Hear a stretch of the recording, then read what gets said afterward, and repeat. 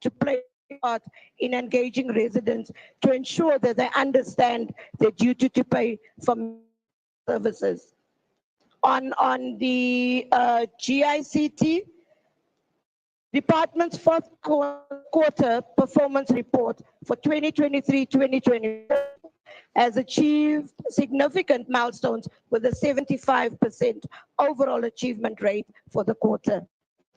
The key highlights include rolling out of 337 Wi-Fi hotspots with 156 completed in Q4 alone, refreshing 1.973 laptops, ensuring updated hardware for city operations, achieving an impressive 99.82% ICT system uptime, showcasing stability and reliability. Fully operationalization at the JD House data center.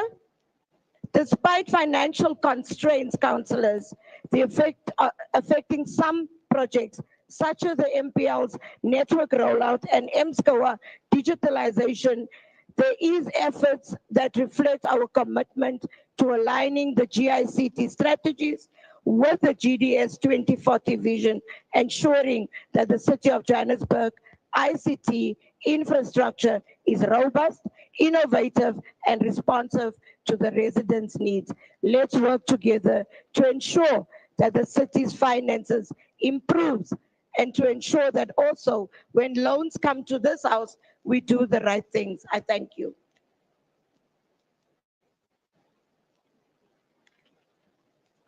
Thank you, MMC. Member in charge, Councillor Edward, to close the debate. Thank you very much, Madam Speaker. I greet you, Honorable Mayor, and all protocols observed. Madam Speaker, firstly, I would like to thank the committee members for their contribution in our oversight committee and their commitment as well.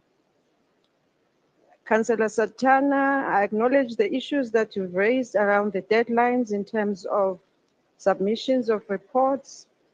Councillor Bull, Councillor Sudibi, the issues around MSCO, which is the accounting system implementation, they are noted. Councillor Nkonyeni as well. But Madam Speaker, what I would like to assure you is that the issues that the councillors have alluded to are in our report as recommendations. So therefore, I would like to say with the significant improvements that are highlighted in this report, Madam Speaker, and also by the recommendations also in the comments from Councillor Khatebe that proves that there is some level of improvement in this quarter's report. I therefore recommend that this council approves the recommendations outlined in the report as we work towards ensuring that the City of Johannesburg is efficient, is accountable, responsive to the needs of our residents. Thank you, Madam Speaker. Thank you, Member in charge, Councillor Edward. Councillors, the recommendation is on page 56.4 for item 56, item 57. The recommendation is on page 57.2, item 58. The recommendations are on pages 58.12 to 58.13. Are these items agreed to? Thank you, councillors. We move to item 59, which is a performance assessment report for Economic Development Department for the 2023-24 financial year for the April to June 2024, right together with item 16. And that's your performance assessment report for the Johannesburg Tourism Company for the 2023-24 financial year for the period April to June 2024. Also read together with item 61, which is a performance assessment report for Joburg Property Company for the 2023-24 financial year for the period April to June 2024. Also read with item 62, which is a performance assessment report for Joburg Market and for the 2023-24 financial year for the period April to June 2024. And items read together with item 63, which is a full-side report of the Economic Development Section 79 Committee on the 2023-24 fourth quarter performance assessment report of the Department of Economic Development, Joburg Tourism Company, Joburg Fresh Produce Market, and Johannesburg Property Company for the period April to June 2024. Thank you, Secretary to Council.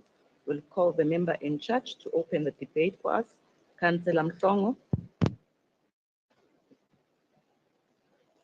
Thank you very much, Madam Speaker. Good afternoon to the Executive Mayor, Councillor Tatamoro, Chief Whip of Council, Councillor Nkosepayo Nyamagaishi, Zungu, Chair of Chairs, Councillor Adolphe Marema, members of the Mayoral Committee.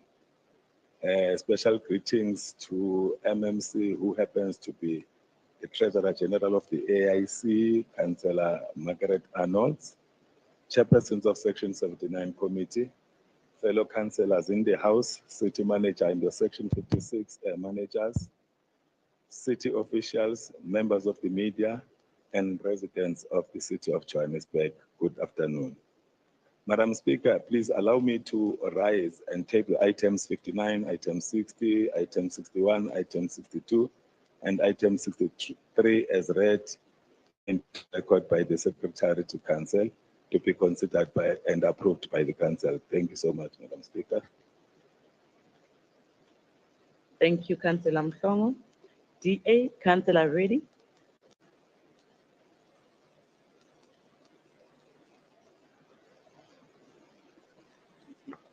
Good afternoon, Madam Speaker. All protocols observed. I rise to speak on item 61, the fourth quarter performance assessment report for Johannesburg Property Company. Johannesburg Property Company is the main state company in charge of the property portfolio for the city of Johannesburg. JPC is failing the city of Johannesburg and the residents by failing to protect its buildings in its portfolio from being illegally occupied. Repairs and maintenance are regularly cut back, and going through previous reports, one sees that JPC's surplus is often derived from repairs and maintenance. This difference with a surplus of 39 million rand. It's no wonder our city is falling apart. We are not maintaining it. I labor this point because of the lack of repairs and maintenance to Metro House. Most buildings in its lifetime are often upgraded, and this involves planning. And I doubt there have been any upgrades to this building in the last 30 years. The evacuation of the building in 2023 has seen the building being unoccupied for over a year. During this time, the building is showing signs of being illegal occupation and has had its fixtures and fittings stripped. But more importantly, it's not sufficiently secured by security, cameras, or JMP. The building is becoming derelict, with the destruction evident from the outside and more especially throughout the interior of the building. We demand that steps be taken to protect this house, repairing the cameras and ensuring their functioning, and increasing the number of JMPD officers. Metro House is reminiscent of Chernobyl. When the evacuation of this building happened overnight, when the evacuation of the city happened overnight, as you would say, it looks like a bomb went off. Left behind in that urgent evacuation at Metro House are expensive equipment, sound equipment, photocopiers, with doors kicked in, personnel HR records left lying around, broken glass, ceilings collapsing, and this was just a few floors. I dread to think what else is left behind or the condition of other floors. We are treating Metro House like an abandoned, derelict building, when in fact it's supposed to be the crown jewel in our property portfolio, sitting on prime real estate. During the Economic Development 79 oversight visit, we were told how vulnerable the old ITC building was, and barely a week later, it was on fire. Our failure to protect Metro House will accelerate its decay. We are witnessing the systematic destruction of a valuable building occupying prime property to justify redevelopment that we cannot afford. This redevelopment is sold to this august house as a public-private partnership. Despite requesting details from JPC on the viability of this, we've yet to receive a direct response, only to be told that the proposal has been sent to national government for the facilitation and approval, and that it will be national government that funds and administers this process. The CEO of JPC, Helen Burtis, said that this would take 18 months, but did not indicate when the documents were submitted. Suffice to say, we will be looking at this in 2026, around May or June. At no stage has the refurbishment of Metro House been discussed, only the redevelopment, 30 seconds which remaining. incorporates a new mixed-use development of shopping centers and hotels. Last year, JPC failed to meet any targets for Metro House, all the while concentrating on setting and renewing expensive leases. And these are 9 years and 11 months. And I personally question the reasons for these long-term contracts, only to come to the conclusion that we want to redevelop Metro House. Thank you.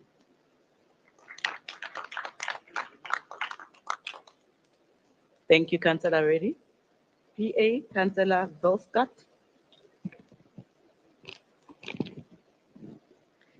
Greetings, Madam Speaker, Executive Mayor, Chief Whip of Council, PA Joburg councillors, under the capable leadership of NMC Kenny Kunene, all councillors and everyone in the gallery. Madam Speaker, I rise to speak on the performance assessment report for the Economic Development Department for 2023-2024 financial year, April to June 2024.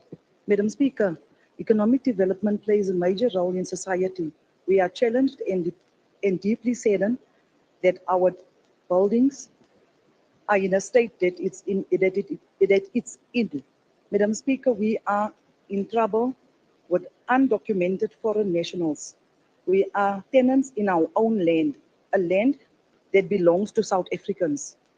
Madam Speaker, as the Patriotic Alliance, we note the report, but we need to ensure that as the government of local unity, we put South Africans first and ensure the safety of all our councillors in the respective wards and deployed regions. When it comes to foreign nationals, more so undocumented foreign nationals, we are in danger. A disciplined collusion partner, ons Baizani, Abahambe. Salute. Thank you, Councillor. Freedom Front Plus, Councillor Tilang.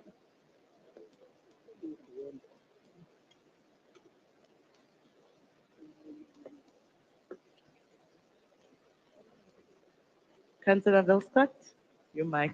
Thank you. Just start my time over, please, Madam Speaker. Madam Speaker, thank you. All protocol observed. Hallelujah. At least I can speak now for change in council. I always like to put a positive spin on things. I'm just going to go through a few positive notes quickly.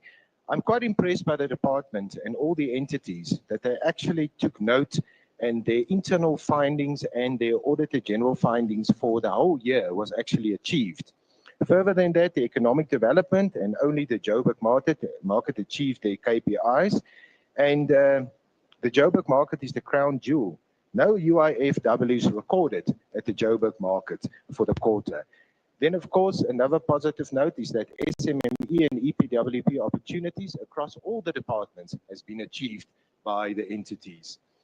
Then, unfortunately, due to time, I must focus on JPC, everybody's favorite. Property sales and property purchases. 256 properties at 252 million purchased. 33,000 property acquisitions, 126 million. Unfortunately, transfers, which is a good thing to community members, so it's not money in the bank. 63% of informal traders verified, but there's a catch. Only in the inner city, in the facilities. So all the informal traders from Noordhoek all the way to Orange Farm hasn't been certified yet. Southern Farms, I'll speak on that in item 121. But, Madam Speaker, the problem with Southern Farms is they couldn't tell us if the urban settlement development grant has been secured. There's a problem with that development. Soweto Gate, KLM and Columbia Properties has withdrew from the tender because it's not viable. It's a mixed development. Scrap Southern Farms, go to Soweto Gate and build their houses there for the and previously disadvantaged. Further to this, on the financial side, Madam Speaker, JPC owed 1.4 billion rand by internal departments with maybe the mayor or the two MMCs next to him can give us some guidance here. 885 million is outstanding to JPC clean services. Further to that, the income of the portfolio is 51% under 30 budget. It seconds should remaining. be 306 million, but it's 78 million. Outdoor advertising, 93% under budget. Maintenance cost to buildings, they always complain about that, 91% under budget. Liquidity ratio, they're lying to us in the report, they are not solvent. The fruitless and wasteful expenditure, irregular expenditure, 296 million, fruitless and wasteful expenditure, 540 million. JPC, unfortunately, Madam Speaker, is pulling us down in the department. There are certain things that must get sorted out there. Councillor, your time is up. Thank you. But the MACOM must please tell us, because the MMC is also struggling, why they are not solved. Thank you, Councillor Delange. Action SA, Councillor Moate. Thanks, Speaker. The surname is Moate, T-S-H-E, Moate. I see it's often captured wrongly, no matter how far I go to try and get it corrected. Moate is the surname. Greetings to you, Speaker, the Executive Mayor, Action SA Chief Whip, fellow councillors, honorable guests in the gallery, and special greetings to the residents of the city of Joburg. Let's fix Joburg. Speaker, I rise to speak on item 59, item 60, 61, 62, and 63 respectively. The performance assessment reports for the 2023-2024 financial year for the period April to June 2024. Speaker, Action SA acknowledges performance improvement here and there as outlined on these reports. On the same note, I would like to afford the Joburg market the current recognition it deserves for close 100% plus in most of its KPIs. Let me take a bite on the not so far side of these entities, a bite on the Joburg Property Company, JPC, which remains the bone of contention in this regard.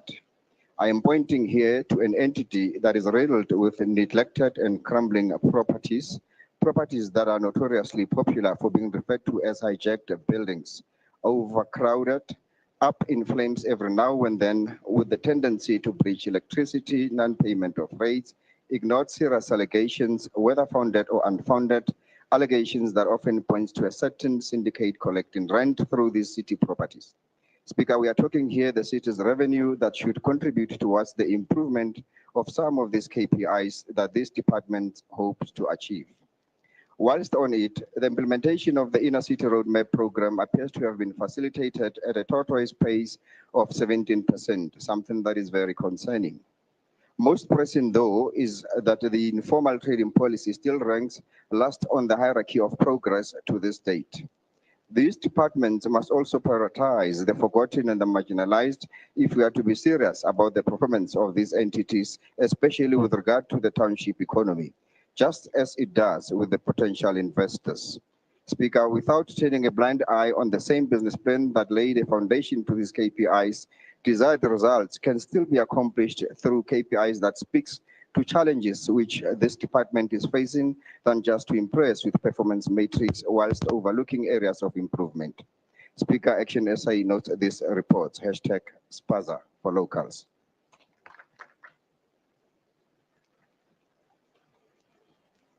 Thank you, Councillor.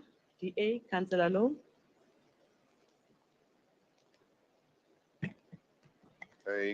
Good afternoon to you, Speaker, and to the members of the House. But as well as members of the public, but I'd especially like to greet, sitting up there, are 3 members of the Junior Mayoral Committee. There were 4 of you earlier, one of you is plain tenant. And I hope you've learned today how to behave, but more particularly how not to behave. Madam Speaker, I hope also that forward, Madam Speaker, somebody, or it's going to be recorded. I hope going forward that we, the members of this House, will be invited to the meeting of the members of that House. We have, but it'd be nice to invite you again in future. While the Department of Economic Development, the DED, like many of the municipal-owned entities and departments in the city of Johannesburg, has become astute in complying with the form in terms of legal and administrative requirements relating to the entity or department, they often obviate from complying with the substance. The mandate of economic development is to improve the standards of living through the creation of jobs, the support and innovation of new ideas, the generation of higher wealth, and the creation of an overall better quality of life. If one looks at just 2 of the crucial tenets, high employment and sustainable growth, it is arguable that the municipality has failed to achieve these objectives. The DED may be well pleased to have achieved all of its institutional service delivery and budget implementation plans, key performance indicators, as well as 10 out of 15 of the departmental KPIs. Yet one must question whether this has sufficiently translated into economic growth and creating a significant increase in jobs and growth. Well, the COJ, regarded as the economic powerhouse of South Africa, lauds itself in being instrumental in facilitating numerous property developments and establishment of businesses. The majority of these still have to be realized, that is, these plans. The city also has yet to establish a fully functioning one-stop red carpet shop for attracting and facilitating investors both internationally and locally. As part of the goal of revitalizing the township economy, in which the operationalization of the Alexander Automotive Hub is cited as an example of this, it must be noted how this is failing, that is the hub. Further, the hub, a fully developed structure which took years to finally develop and which has gone way over budget, has stood empty for some 3 odd years now and is busy being vandalized. Further, the green economy, like the establishment of special economic or empowerment zones, is nowhere. The Joburg Business Forum seems to be a moribund talk shop. Madam Speaker, the realistic support for small to medium enterprises, SME, continues to be frustrated by the failure to review and promulgate the informal trading bylaws, as well as the rollout of the informal training permit system. 30 seconds remaining. We talk about success stories through outreach and advantage campaigns, training and workshops conducted through opportunity centers. We talk and we talk and we talk, and yet I fear sometimes we don't actually realize what we need to, or the level to which we need to. The unemployment rate in South Africa is high. The unemployment rate is in the Western Cape lower than Joburg. And the unemployment rate in the next door municipality to Johannesburg, which is the DA-run Mthembu, is Councillor, your time is 60% up. lower than Joburg. There's a lesson to be learned in that. The DA is the way, please.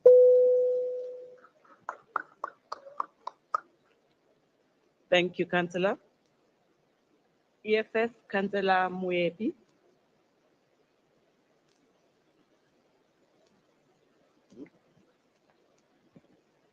Thanks very much, Speaker.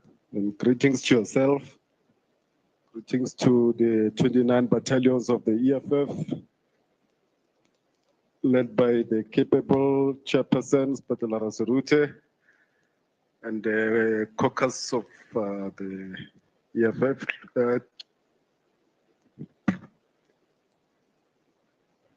And the caucus whip, Councillor Thabisa Mogapi. and the fellow councillors. EFF, no to support. Thank you. Thank you, Councillor. ANC Councillor Polani.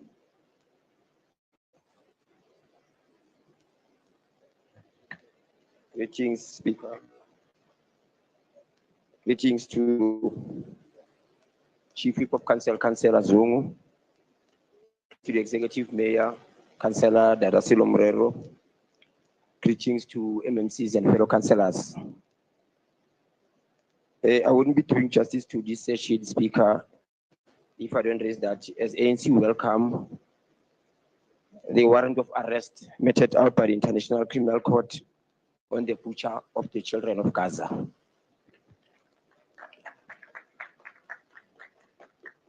Them belly full, but we are hungry. With those words, Bob Marley poignantly conveyed the anger evoked by economic exclusion and marginalization. Allow me, Madam Speaker, to raise this. Economic inclusion is indeed a key determinant of social and economical stability. Marley wants a hungry man is an angry man. A hungry mob is an angry mob. To you, MMC Mnisi, we have seen you crisscrossing the length and breadth of the city of Johannesburg, engaging the poor and the marginalized community of the city of Johannesburg.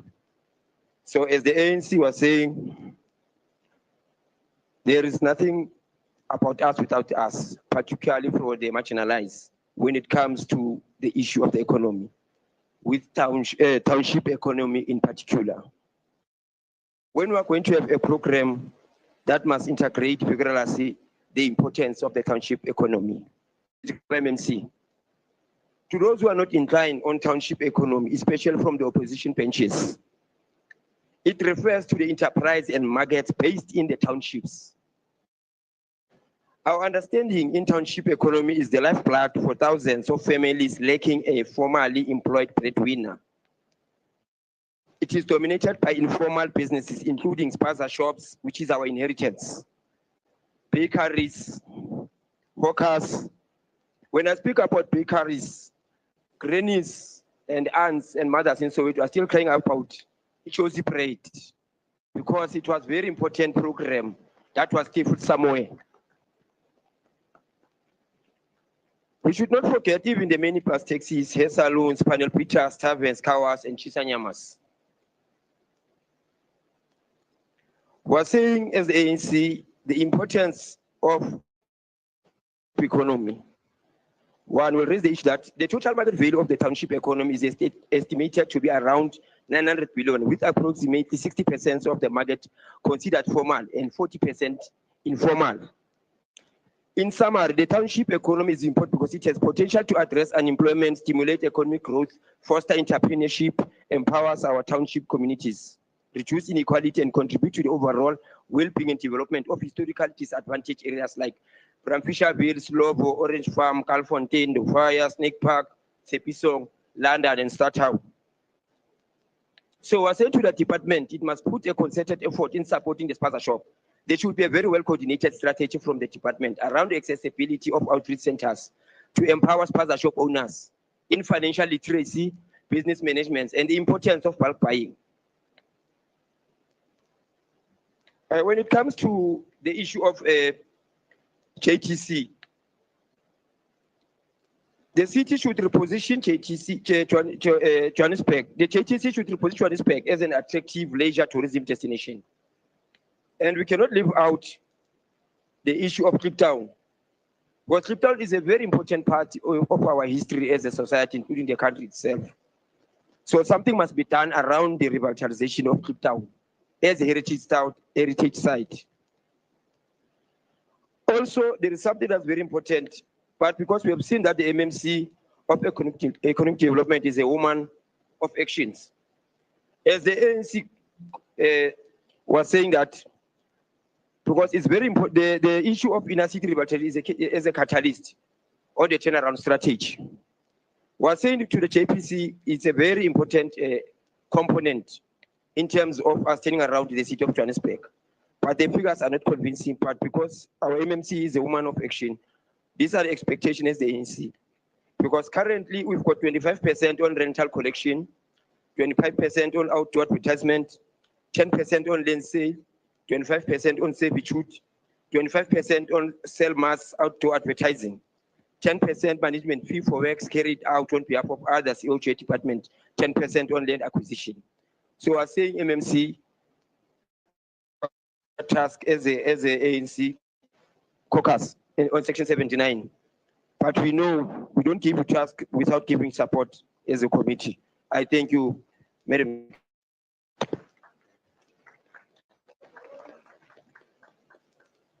Thank you, Councillor. MMC Mnisi.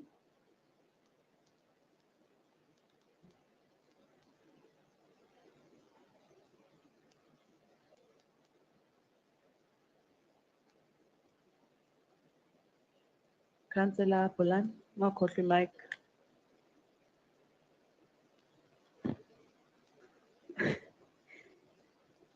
Thank you, Madam Speaker, the Executive Mayor, Chief Whip of Council, fellow MMCs and councillors.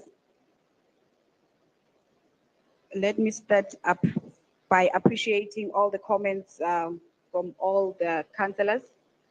But one thing that I have noted in this council, Madam Speaker, is that there are councillors who are just addictive to negativity.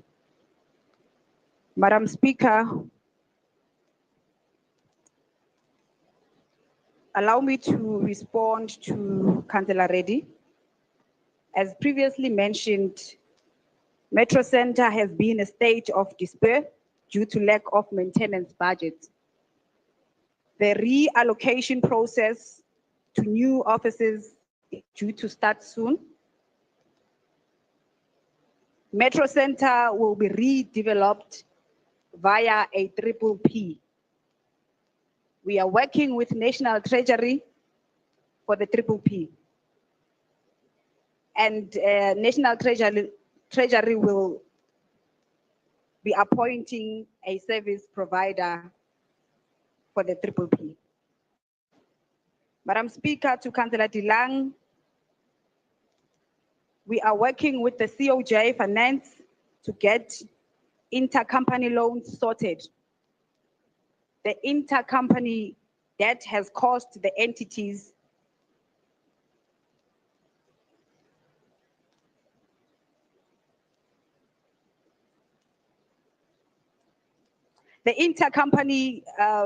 loans debt has caused entities to be insolvent.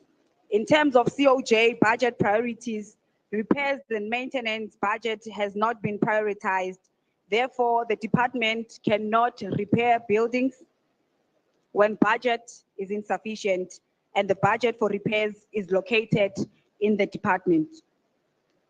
Madam Speaker, coming back to Councillor Low, Councillor Low must not be cosmetic with the truth. He must not have an imaginary vandalism at Alexander Automotive Hub.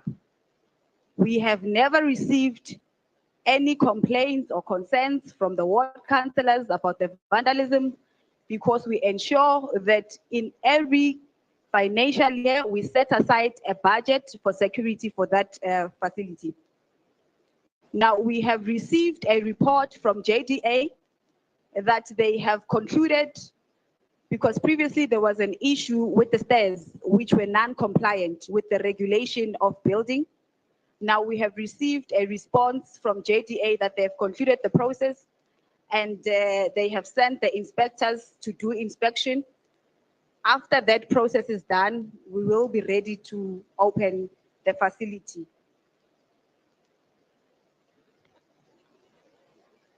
Councillor, through you, Madam Speaker, Councillor, I'm not sure, Councillor from the PA, I don't want to butcher the surname. I think, Madam Speaker, we need to also be very careful as leaders of society and as political heads on some of the statements that we make. Now, these regulations and laws are made by us, seated here. Now, it can't be ourselves who then come here and contradict those laws and regulations.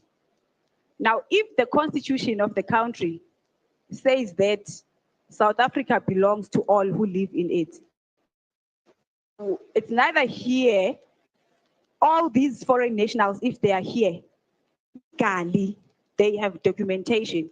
We can't, as leaders of society, be seen statements.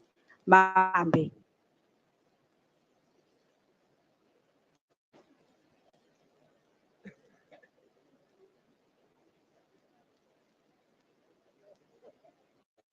Madam Speaker, on the last response to Councillor Councillor Muwate, on the informal traders system, we had earmarked a date in August, and we were interdicted by one of the NGOs.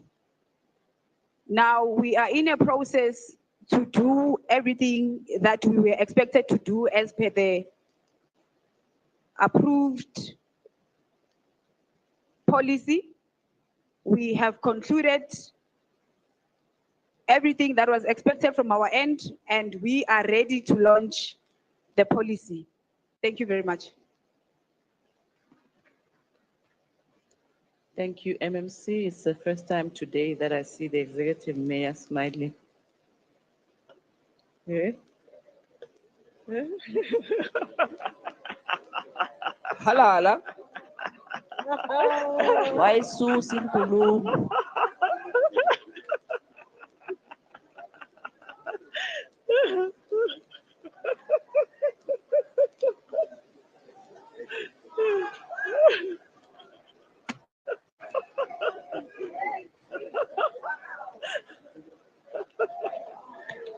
Mayor wa blasha.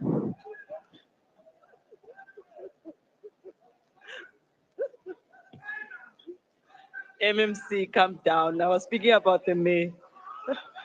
MMC, Kunene, calm down. Member in charge, Councillor Mhlongo, please close the debate for us. Thank you very much, Madam Speaker. Madam Speaker, I observed this morning that the buzzword in this August House is Shalom, Shalom. Madam Speaker, let me condemn all these political parties in South Africa that support Israel, the criminal government of Netanyahu and Herzog in Israel, that butchers people of Palestine like as if they are dooming the flies. But if there is no man or no woman that would stand up against Israel one day, we are still making babies. There will be babies that will stand up against Israel. And the first person that will go to under guillotines will be Netanyahu. You can fax him and you can text him and tell him that I said so. Madam Speaker, as I shift to the landing gear, let me thank all the committee members for their contribution in the work of the committee, together with the MMC for making sure that she's making our job easier by performing her duties as the member of the mayoral committee.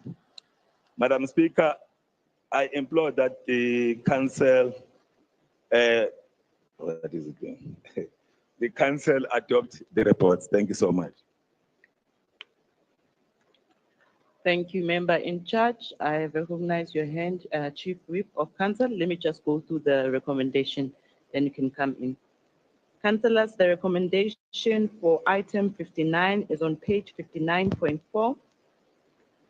For item 60, the page is 60.13. For item 61, the page is 61.18. For item 62, the page is 62.4. Are these items agreed to? Thank you, councillors. Chief Whip of Council. Thanks, Speaker. Greetings again. Speaker, I just request 5 minutes with the whips, just for 5 minutes. Thanks. 5 minutes. No problem. You'll come back. We'll all resume at 17:08.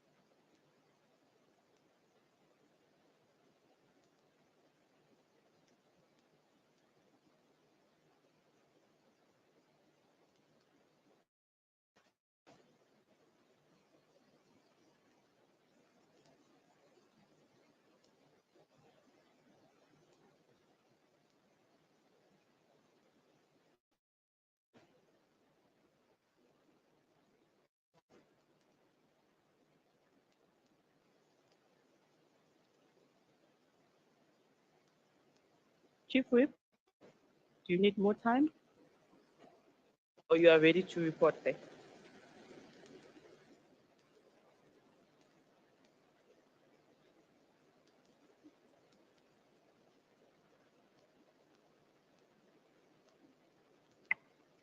No, thanks, Speaker. Speaker, we could get to meet and engage on some of these items.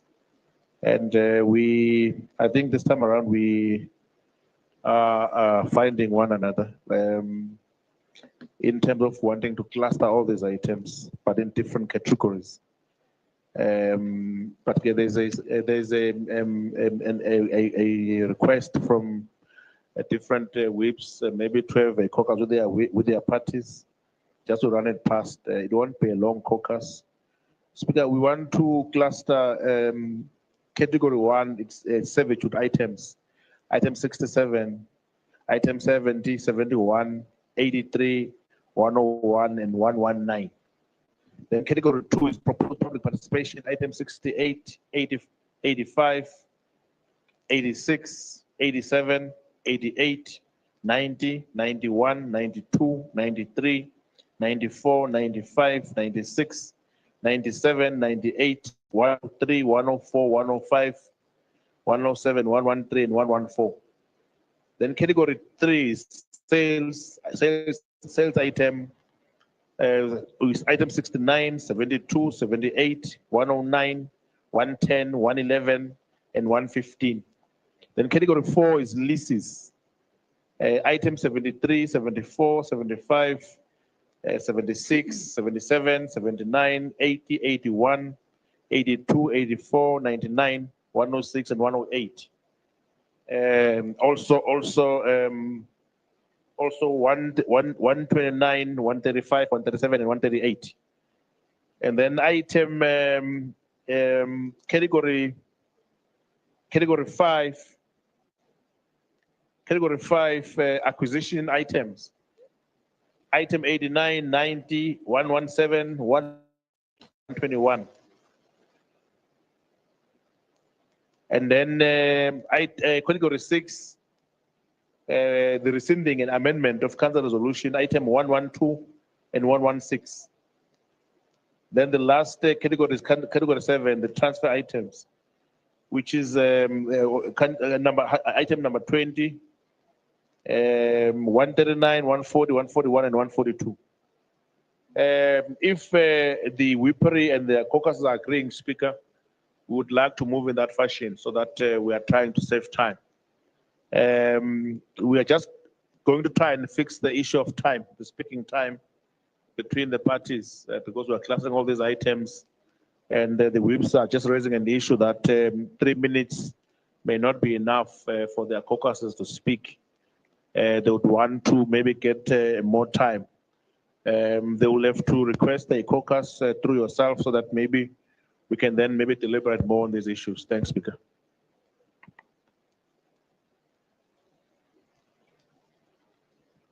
Okay, thank you, Chief Whip of Council. Chair of Chair. Speaker, I also want to take advantage now that the Chief Whip was talking about items at 74, 75, 140 something. I want to take advantage of this time. I want to ask that we withdraw item 64.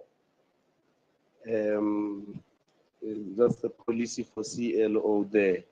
I've got my reasons there of what I've picked up. We just want to fix that. I think the policy there talks about the code of conduct, and it cites the Municipal Systems Act, and you would understand that the code of conduct of councillors have now been migrated from Municipal Systems Act to Municipal Structures Act 32 of 2000. Thank you. Okay, thank you, Chair of Chair. We've noted that suggested to withdraw proposal rather. I'm going to go back to the Chief Whip of Council. You mentioned quite a number of items. I'll give caucuses time to deliberate on this and understand all the different categories. Colleagues, can we come back at 17:40 to give caucuses time so that they can go through these items and agree? MMC Masuku? Madam Speaker, this is the second time we're raising this point. These are executive reports. At least MMC Mnisi, or if she was not myself, we're supposed to be the ones who request the clustering on executive reports. It can't be whips because though they are in the, it's a legislative process. So it's supposed to have been MMC Mnisi or myself who rise and say, Madam Speaker, in consultation with different caucuses or different what, as the executive, because we understand the reports and we are the owners of the reports. So I'm requesting that it be done properly. So that you remember, even in the last council, we did make this correction when it happened. Thank you, MMC Santolisa, on behalf of legislature to yourself and the MMC for Economic Development. Chief Whip of Council. Okay, councillors, let's take that break so that you can speak to your different caucuses. Then we resume at 17:40, please.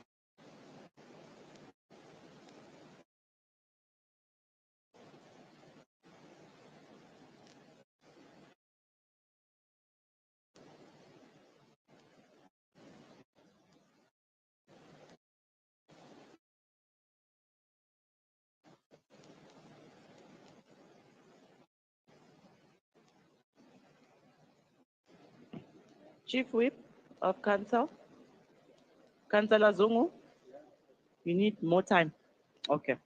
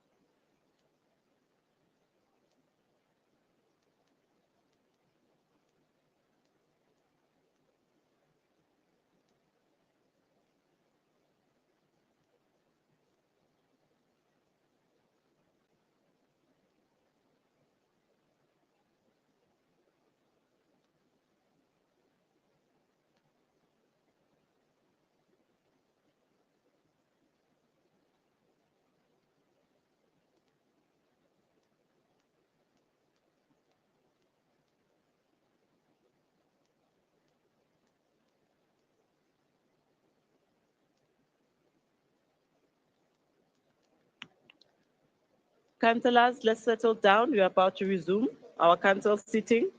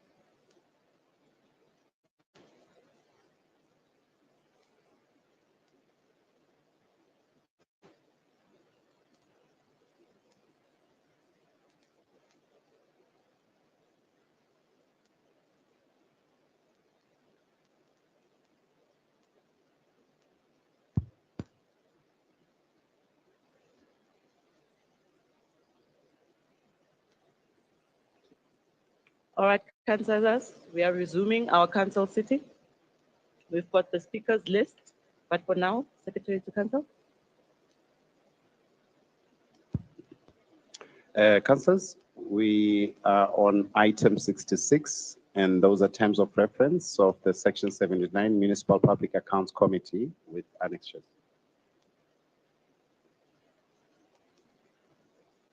Let me call the member in charge to start or open the debate.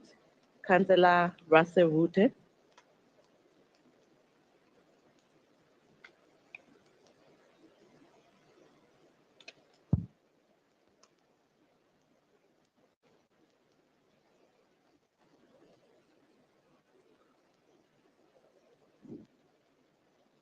Thank you very much, Speaker.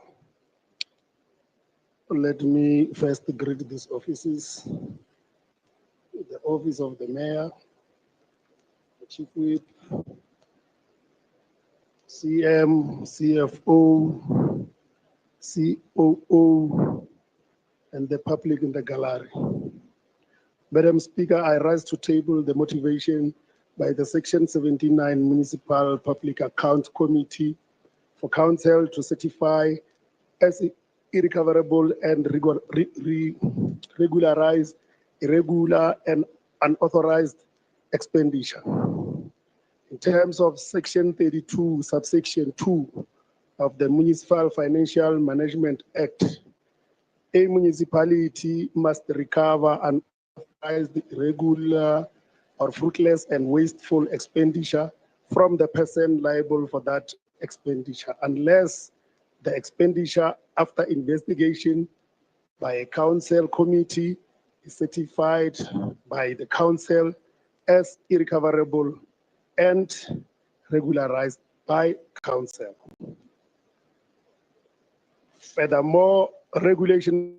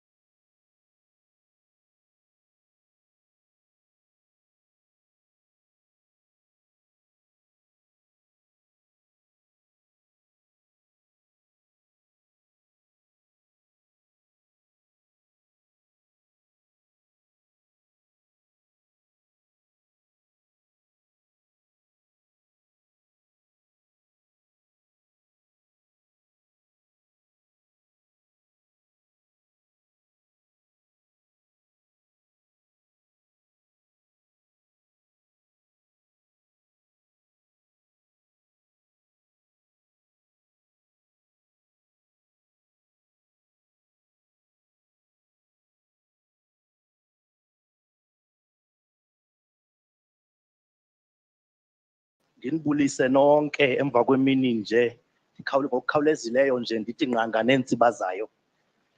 Speaker, as the ANC, we note and support the terms of reference of the Section 79 Municipal Public Accounts Committee with its annexures. Thank you very much. Siyabonga, Councillor. Member in charge, please close the debate for us. Councillor Russell.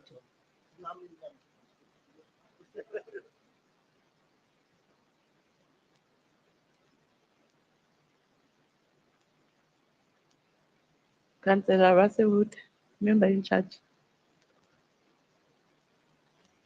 Speaker, thank you very much, Speaker. I didn't see who was asking for us to be transparent because I tried to check. I couldn't see anyone standing, Speaker. But I like the name of Cook or something like that. He's saying we should be transparent with our investigations, and we are protecting the CM and the mayor. I don't think that's what is happening. But as MPEG, we are a very solid committee, united. We don't even know political colors in that committee. I would like to take this opportunity, Speaker, as the chairperson of that committee, to invite Mr. Cook to come and observe in our meeting, so that tomorrow when he comes back and say what he was saying. Councillor Christian's hand is raised. Councillor Christian. Okay. Thank you, Speaker. Speaker, I rise in terms of Rule 72. The chairperson of MPAC is showing disrespect to a councillor. If he did not know the name of the councillor, it's fine. And now he's calling him Cook and Mr. Cook. This house has a ruling which says you can address a councillor as Councillor Cook. Thank you. Hi. Councillor Russell, the member in charge, please continue with your speech. Thank you very much. Thank you very much. And thank you, Councillor Christian, for giving me a break. As MPEG, we are not investigating, Speaker. We are not doing that. It's only GFIS which can investigate. And if Councillor Cook, Councillor Christian, am I okay? Sure. Councillor Cook really want to see this transparency. He can also approach GFIS and the disciplinary committee as to how are they conducting their investigations. Because they do that and they come back and report back to MPEC and Councillor Cook. By the way, we would like to thank members of MPEC for the efforts they are putting in that committee. I think we have attended most of the meetings, more than any other committee in this house. And we would like Council to note these terms of reference. Thank you very much, Speaker.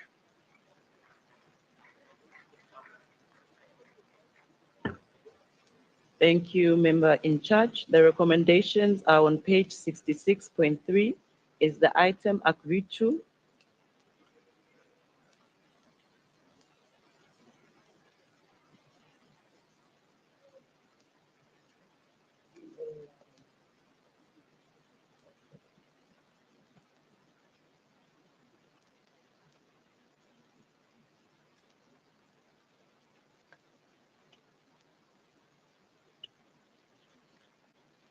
Councillors, the following items will be clustered and read together.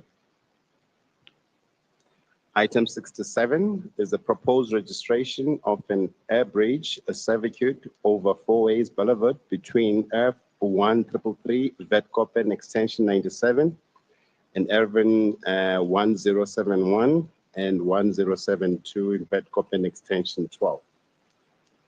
Item 68 is a proposed public participation in terms of municipal asset transfer regulations for the development and long-term lease of portion of F3 Aeroton for business and commercial related services. Item 69 is the sale of F13 Princess Township.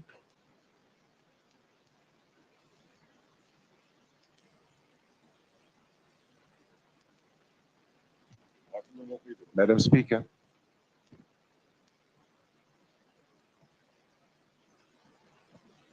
I see Councillor Moshala, then after Councillor Moshala, I've recognized your hand, also Councillor Tilani. Councillor Moshala, can you start?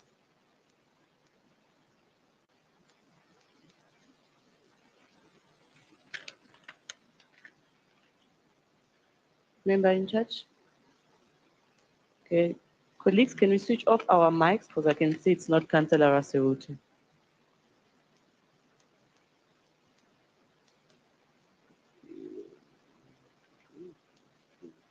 What's your call? Please just check.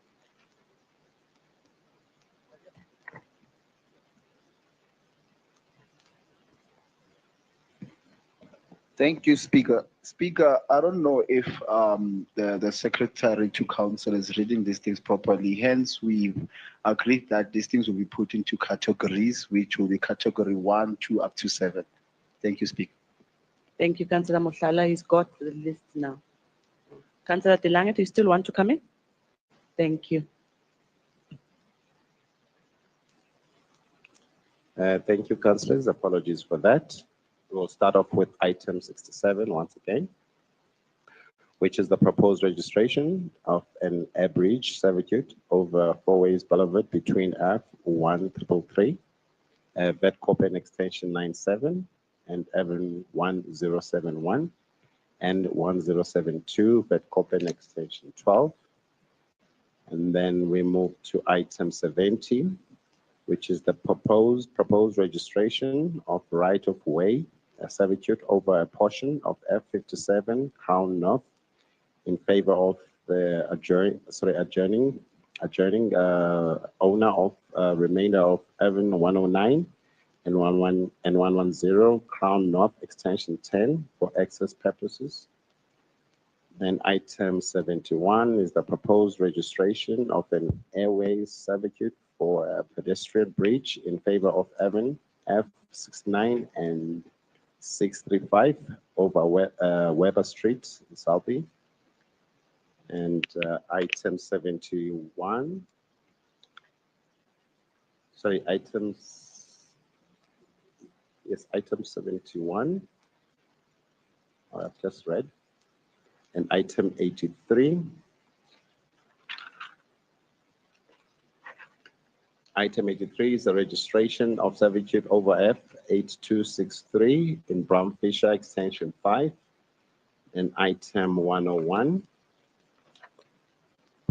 Item 101 is the proposed registration of the right-of-way servitude over portion 1 of F76 Westgate.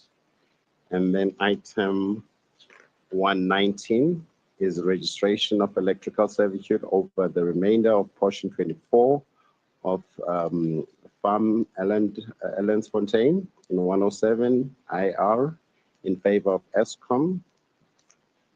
And I think that's all on that category. Thank you.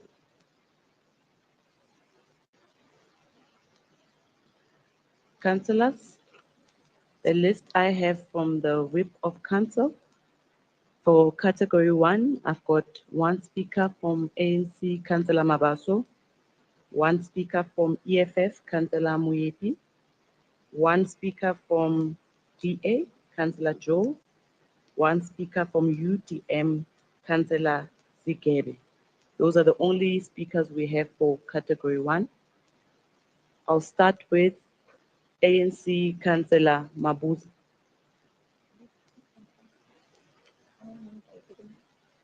Councillor Mabuza, the time that we got that they said everyone agreed on for ANC is 6 minutes.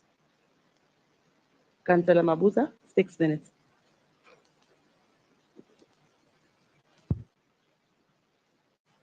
Mangithathele lithuba ngibingelele uSomlomo, ngibingelele usodolopha wesifunda saseGoli, nosiswephu wethu, nesigungu esiphakeme esithimba elisebenzisana nosodolobha kwishayamthetho laseGoli nosihlalo wosihlalo ngibingelele namasotsha kaThambo awubamba ebukhalini agijima phansi uphawu olumnyama oluhlaza noluphuzi ngisho-ke ukhongolose ngishaya indesheni. Madam Speaker, I rise on item 67, 70, 71, 73, 101, 119 for servitudes, which is the core principle of service delivery.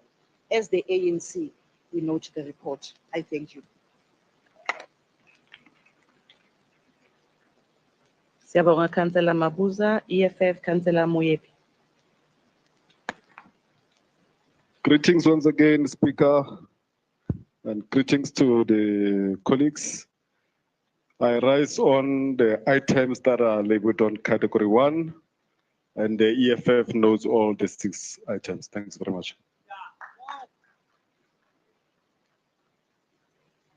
Thank you, Councillor.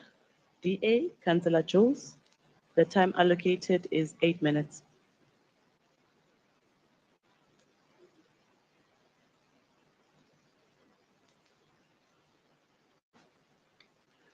Thanks, Madam Speaker. Could I maybe ask you to indulge if I'm a little bit over the 8 minutes because I'm speaking to all the items. So the DA won't be speaking to any of the items here after. So please don't. Okay, thanks, Madam Speaker. Madam Speaker, I rise to address all JPC items from item 67 to 121, all protocol observed.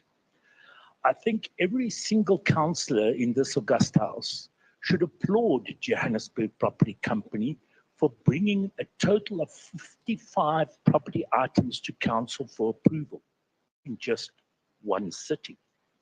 The DA is ecstatic. Councillor Jules, please hold on. MMC Mnisi. Thank you, Madam Speaker. I thought that we are only speaking to the items which were read by the Secretary to Council. Yes, we are on category 1. Yes, but the councillor mentioned other items which are not on category 1. So can we address that? Councillor Jules. So I apologize, MMC, but my speech was written prior to this decision that we made. So yes, so we can carry on. The DA is ecstatic because this is exactly what a well-run, profit-generating property company would be doing with its property portfolio anywhere else in the free world. Sweat the asset and squeeze every drop of possible income out of our Johannesburg property portfolio that we can. Exactly what JPC has done.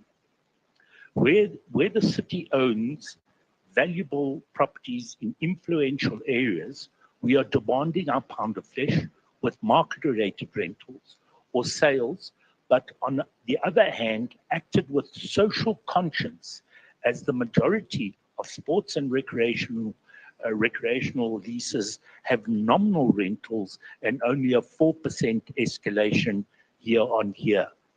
Madam Speaker, I would just want to note here that we are also paying attention to affluent areas like Bryanston when we talk to Bryanston recreational and sports facility, where they've gone and spent millions of rands upgrading the facility. Now JPC goes out and values that property at a whole lot higher rate purely because the actual sports club has spent millions upgrading it. We need to find some sort of a balance. We can't increase the rental by 400, 500, 600% purely because they've maintained and looked after the facility well. So we will be watching that. The remarkable thing here, Madam Speaker, is that JPC is able to realize actual values in the recommendation.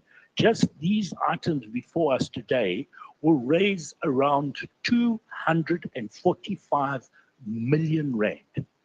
Can we all pay attention, councillors? I'll repeat. We can raise around 245 million rand in a single year for our financially struggling city. even a sushi king would not sneeze at this amount. This excludes the knock-on economic effect of the approval of these 55 items, which will have on the Johannesburg economy, that will conservatively run into billions. Sorry. Yet, Madam Speaker, through you, MMC Mnisi, with a 10 billion rand property portfolio, these type of property reports should be coming to council at least every quarter.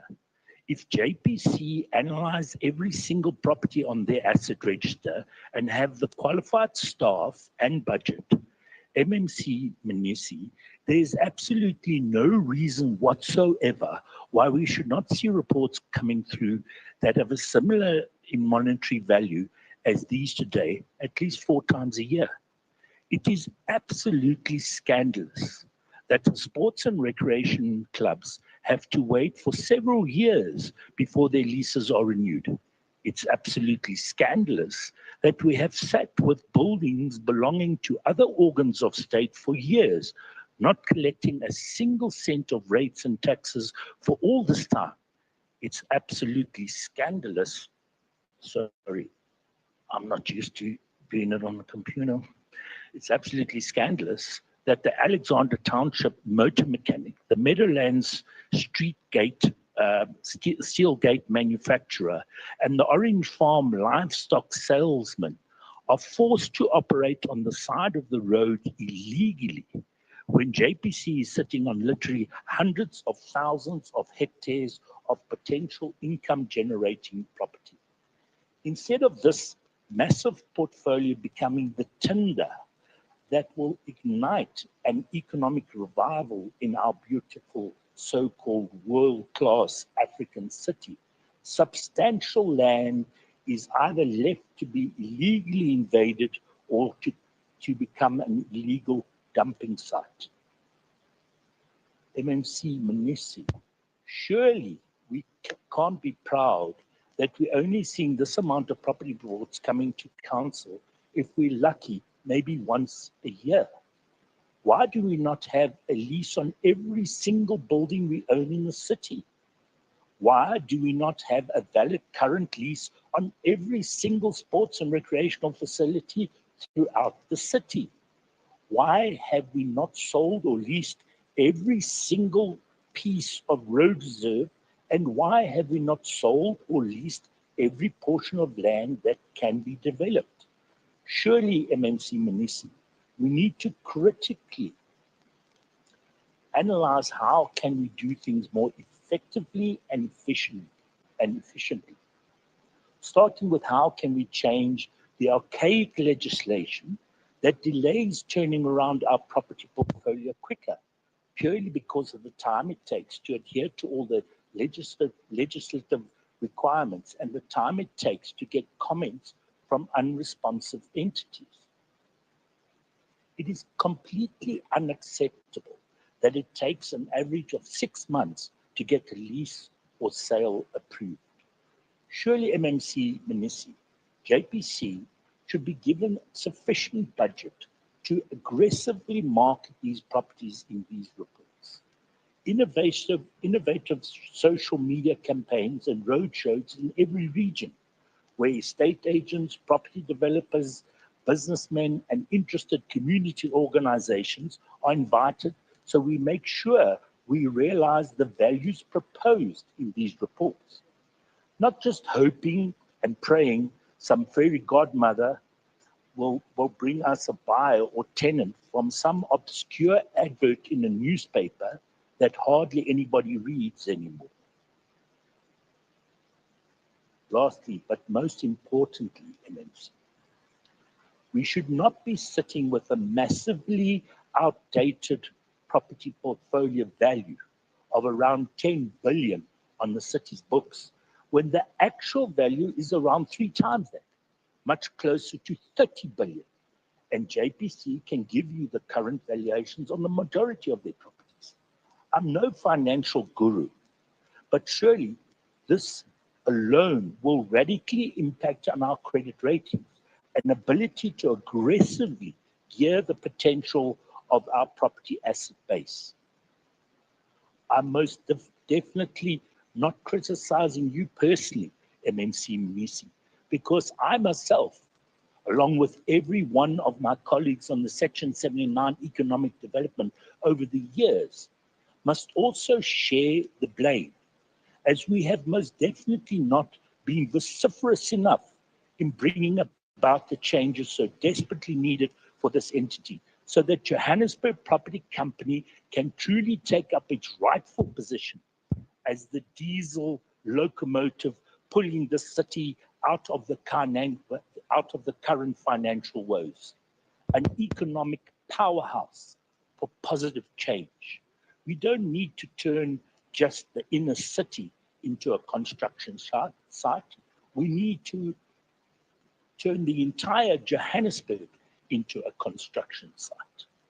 Only then will we no longer need to take out exorbitant 2 billion rand loans or deny the mechanic, the businessman, the emerging developer, the livestock salesman or vegetable farmer their place in the sun.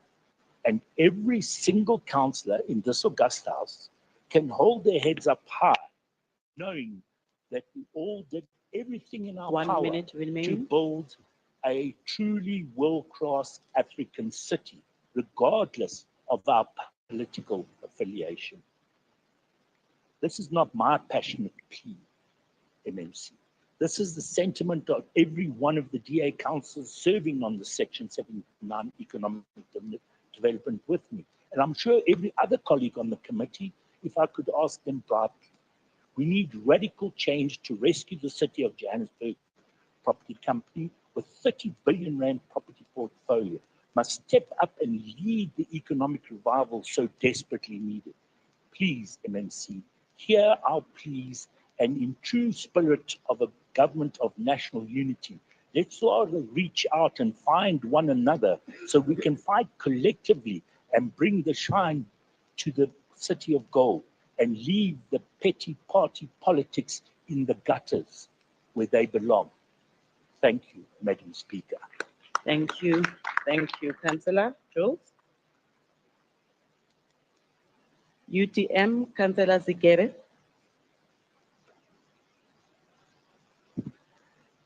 Thank you, Madam Speaker. Apha ke sine government of local unit. Masangirholelwe into zapha phezulu. I rise on behalf of the UDM and the MGP. We are noting the reports. Thank you. Thank you, Councillor. MMC Mnisi. Thank you, Madam Speaker. We welcome all the inputs from the councillors, but also to mention that it is scandalous that today, Councillor Juice, you have acknowledged that reports from transactions, they must come and serve in council. While you were in government, you did not recognize that.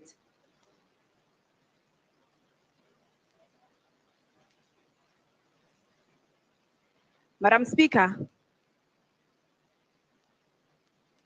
councillors in this house need to acknowledge that since we have taken over in government, we have ensured that we bring reports from JPC into this house. JPC is solely dependent on the transaction reports for it to generate revenue for the city of Johannesburg. Today, a total of 6 servitude reports were submitted to council. These servitude reports are important reports as they are a gateway to service delivery reports. Their intention is to either enable the city of Johannesburg, Gauteng provincial government, the national government, or other entities or departments in the said spheres of government to be able to fully deliver services to the people. Now, on the issue of re-evaluation of the property asset. JPC will definitely look at the accounting policy and engage the National Treasury on the changing of the evaluation of the portfolio. Madam Speaker, we therefore request the House to approve these reports. Thank you.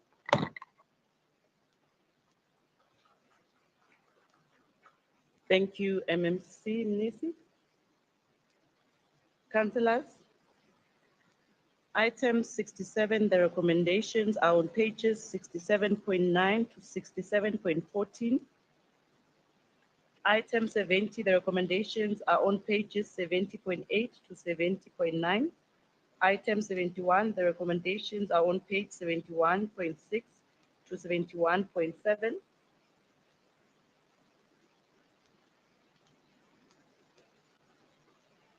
Item 83, the recommendations are on pages 83.3 to 83.4. Item 101, the recommendation are on pages 101.6 to 101.7. Item 119, the recommendations are on pages 119.6 to 119.11. Are the items agreed to? Thank you, councillors.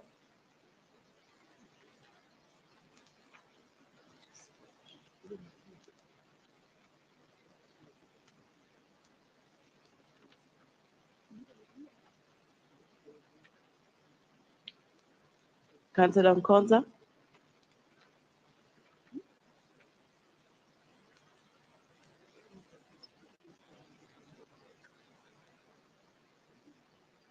MMC Mnisi. Can you check your mic? Thank you. Yeah, thank you, Madam Speaker. Just to note that you jumped my name on this category, but it's okay, category 1. Thank you. Councillor, after the Secretary of Council was done tabling this item, I went through the speakers list. And it's something I'm going to do also for category 2 just now.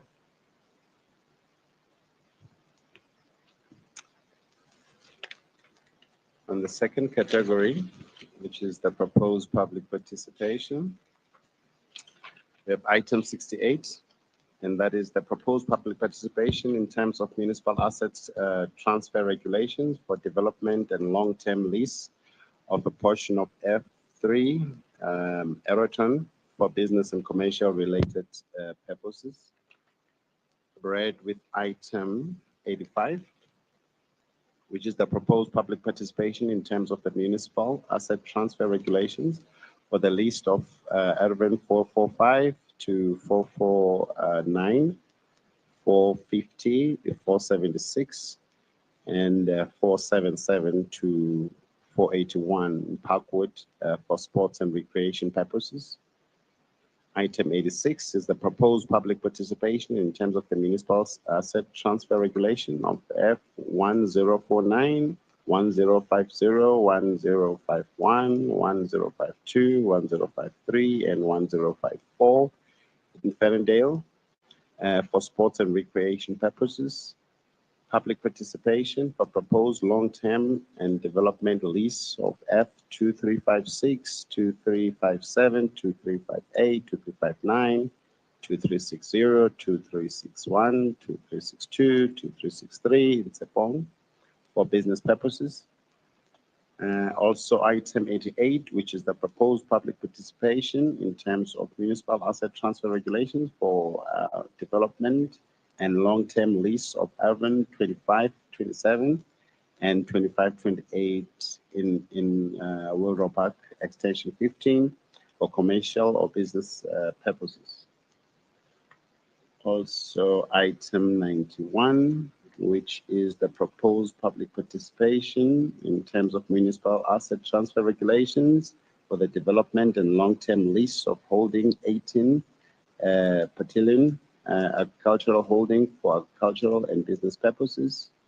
Item 92, which is the proposed public participation in terms of the municipal asset transfer regulations for the development and long-term lease of holding 19 Patillion agricultural holding for agricultural and business purposes. Also item 93, which is the proposed public participation in terms of the municipal asset transfer regulations for the development and long-term lease of holding 20 battalion agricultural holdings for agricultural and business purposes. Item 94, which is the proposed public participation in terms of the asset transfer regulation for the development and long-term lease of holding of 21 battalion agricultural holding for agricultural and business purposes. Item 95, which is the proposed public participation in terms of the municipal asset transfer regulations for the development and long-term lease of holding of 22 battalion agricultural holding for agriculture and business purposes. Item 96, which is the public participation in terms of the municipal asset transfer regulations for the development and long-term lease of holding 23 battalion agricultural holding for agricultural and business purposes. And item 97, which is the proposed public participation in terms of the municipal asset transfer regulations for the development and long-term lease of holding 24 battalion agricultural holding and agricultural and business purposes.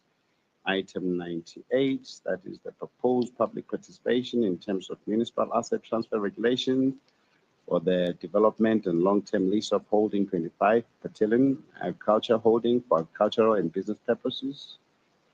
And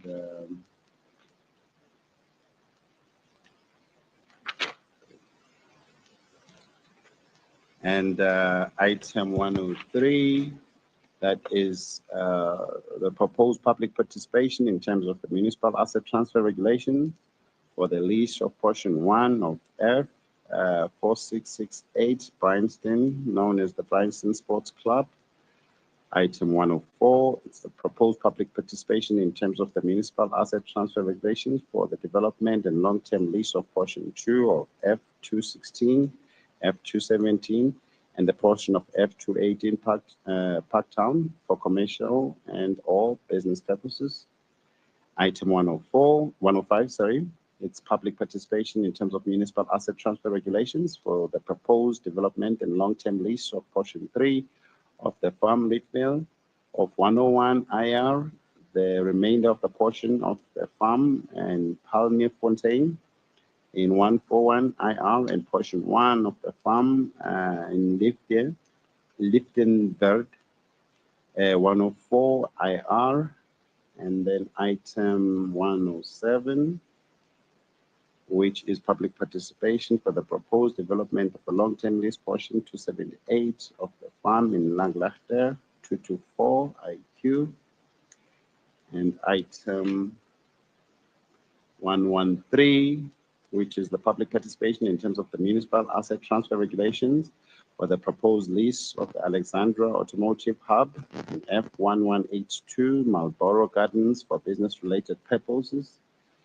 And lastly, item 114, which is the public participation for the proposed lease of the remaining extent of portion 127 of the farm in Padergrau 226 and IQ.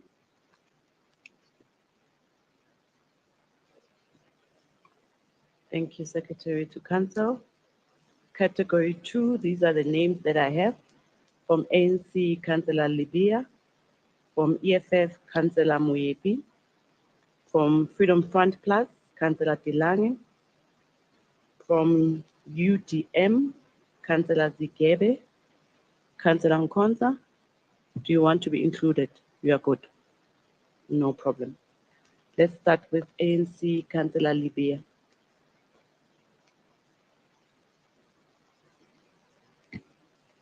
Yeah, thank you, Speaker.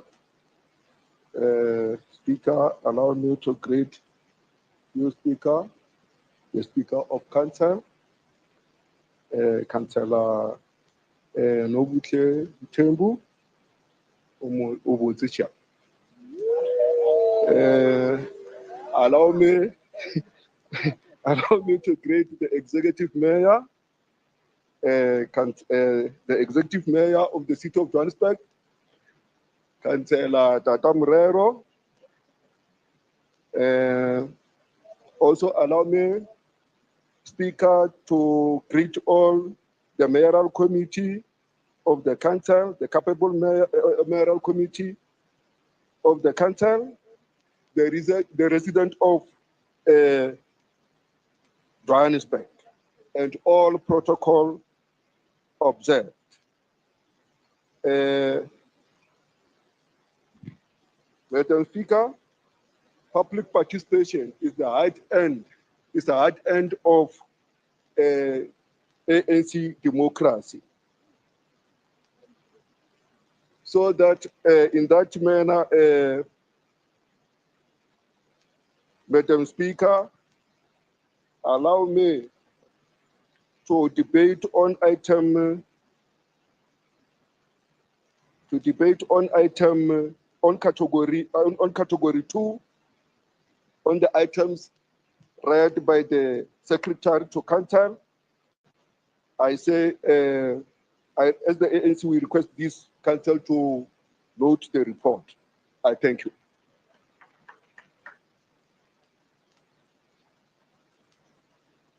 Yalebua, Councillor Libya. EFF, Councillor Muye.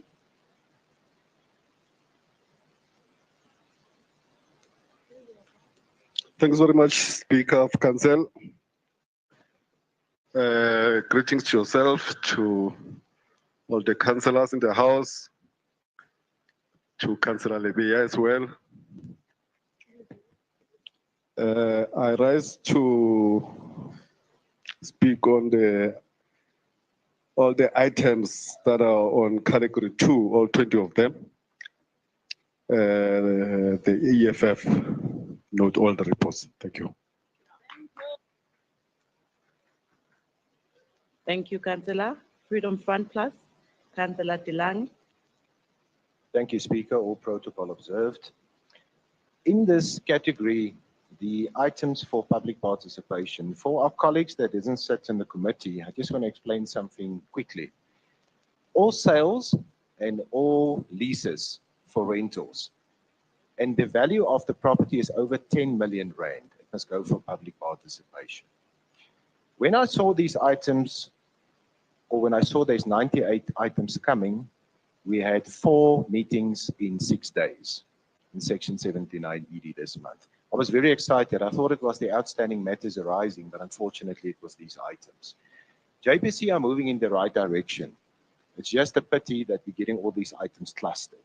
Unfortunately, we had to send about 2/3 of them back because JPC was trying to tata my chance. They brought items with no values in them.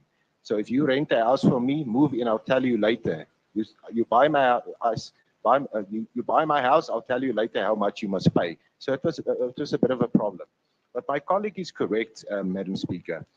Some of these are very lucrative transactions. If you look at the sales, obviously a sale goes through. Whoever buys it for the highest bid of the public participation, and it goes through. But our sports and rec facilities, we cannot just, there's a difference between the north and the south. The south is more for community-based, the north are clubs.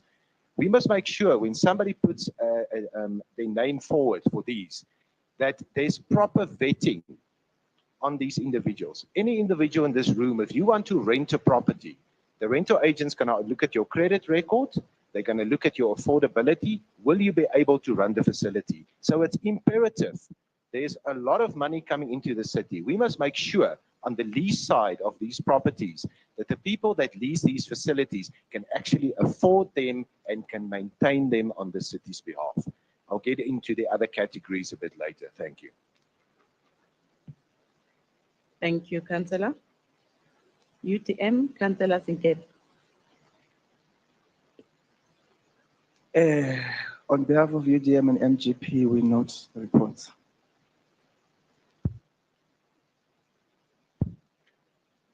Thank you, Councillor. MMC Mnisi. Thank you, Madam Speaker, for all the inputs from councillors. We therefore request Council to approve the reports. Thank you. Siabonga MMC. Let me go through the recommendation.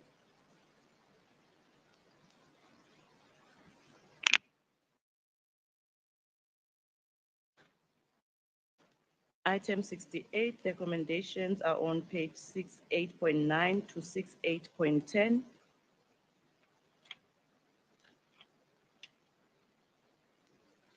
Item 85, the recommendations are on page 85.8. Item 86, the recommendation are on page 86.8 to 86.9. Item 87, the recommendations are on pages 87.8 to 87.9. Item 88, the recommendations are on pages 89.9 to 88.10. Item 89, the recommendations are on page 89.5. Item 90, the recommendations are on page 90.5. Item 91, the recommendations are on page 91.9 to 91.10. Item 92, the recommendations are on page 92.9. Item 93, the recommendations are on page 93.9 to 93.10. Item 94, the recommendations are on page 94.9 to 94.10. Item 95, the recommendation are on page 95.9 to 95.10. Item 96, the recommendation are on page 96.9 to 96.10. Item 97, the recommendations are on page 97.9 to 97.10. Item 98, the recommendation are on page 98.9 to 98.10.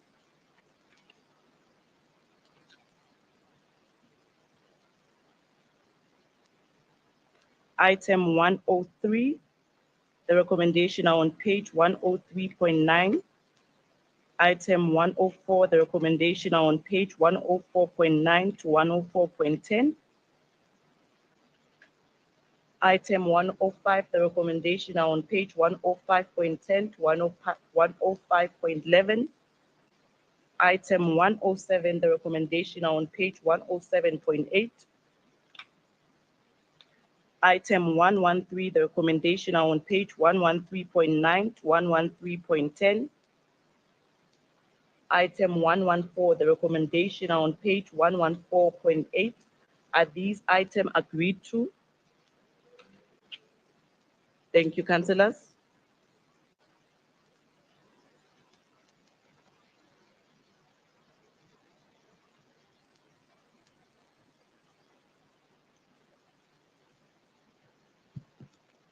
And then we move to the third category, and that's on sales.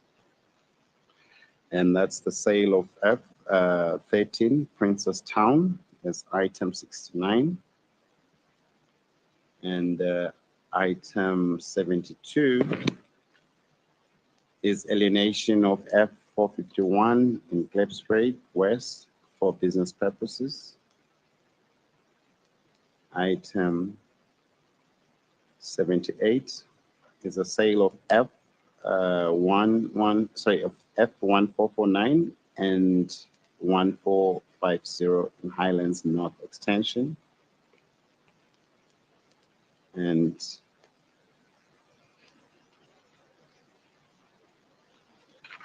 item 109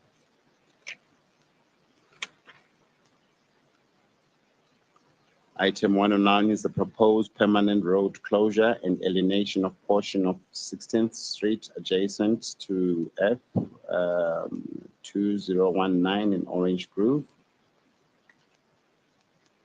And item 110 is the proposed sale of portion F580 in Glenanda for access and parking purposes. And item 111 is the proposed permanent closure and sale of a portion of Brief Road. Item 115 is the proposed sale of F756 in Rubber Reach for residential purposes.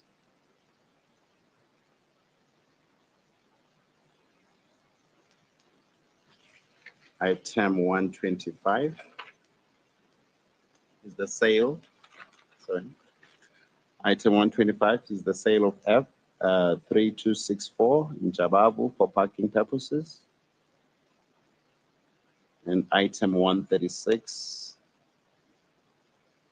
which is the proposed sale of portion of sanitary lane adjacent to Urban 2383, 1146, 1147, 1148, and 1149 in Florida Extension.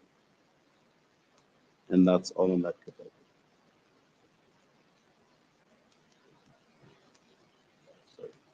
So, Councillor Delang. Thank you, Madam Speaker. Can we just have the, excuse me, can we just have the names for the item, please?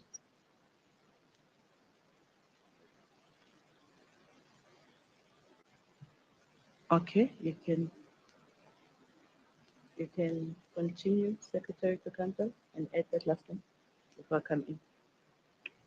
Thank you, Madam. Item 100, it's alienation of portion 1F 61 in Parktown, and also 102, which is alienation of portion 1F 60 in Parktown as well. Thank you. Thank you, Secretary to Council. The speakers list that I have at my disposal for category 3. From ANC, I've got Councillor Kwapeng. From Action SA, I've got Councillor Mushala. From EFF, I've got Councillor Muyepi. From UDM, I have Councillor Zikebe. Councillor Delange, you can come through? Okay, I'll add you on the speaker's note.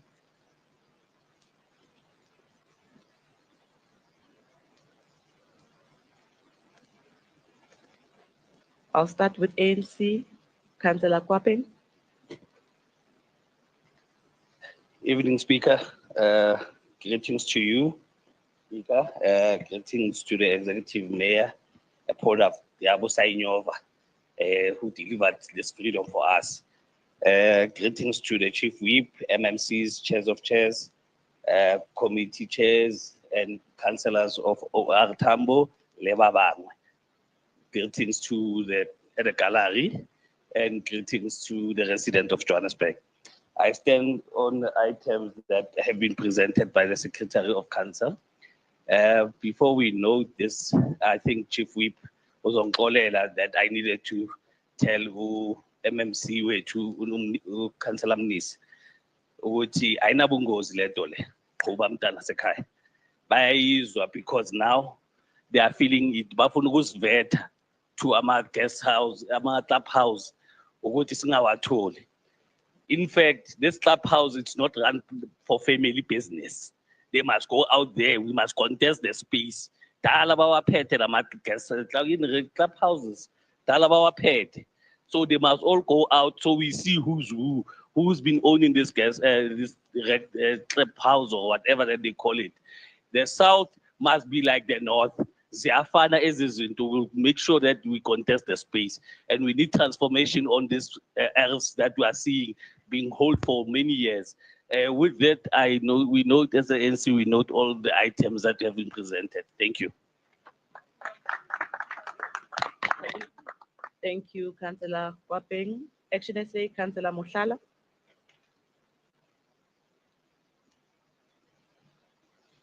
Thank you very much, Madam Speaker. Madam Speaker, greetings to you once again, and greetings to the fabulous 44 guests in the gallery, and most importantly, greetings to the residents of our great city of Johannesburg.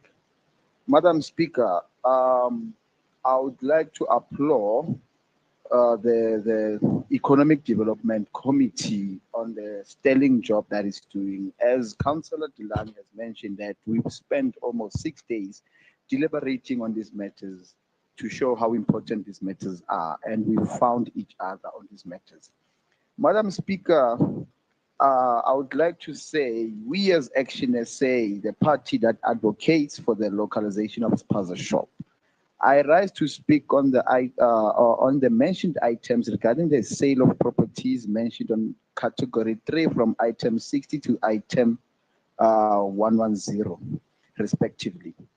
Madam Speaker, item 110 specifically is a huge win for the residents of Glenanda and surroundings, as it speaks to the process that was started 6 years ago by Councillor Whistler, which is Sarah Whistler. In her efforts to serve the residents, the addition of this parcel of land to the local VAT will be a priceless, and the expansion improves the access residents have to the VAT services. To the animal welfare, Madam Speaker, which we all know speaks to the well-being of children, adults, as well as the elder, bearing in mind our pets are our best friends in the absence of people. Madam Speaker, the city of Johannesburg is sitting with 250 substantial number of properties, which mostly are illegally occupied nor hijacked. On these mentioned properties, the city is not generating income. From those properties, Madam Speaker, as the city is embarking on the inner city rejuvenation, Speaker, the sale of these properties will help deal with the issues of hijacking, illegal occupation, and help the city to generate much needed revenue for service delivery and bring a much needed order and stability to the city. So much being said, Madam Speaker, as Action SA, we note and approve this report, and do not forget hashtag Spaza for locals.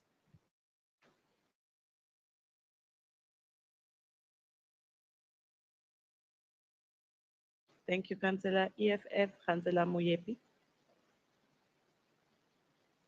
Thanks very much, Speaker. The EFF notes all the report in category 3. Thank you. Thank you, Councillor. Freedom Front Plus, Councillor Tilange. Thank you, Madam Speaker.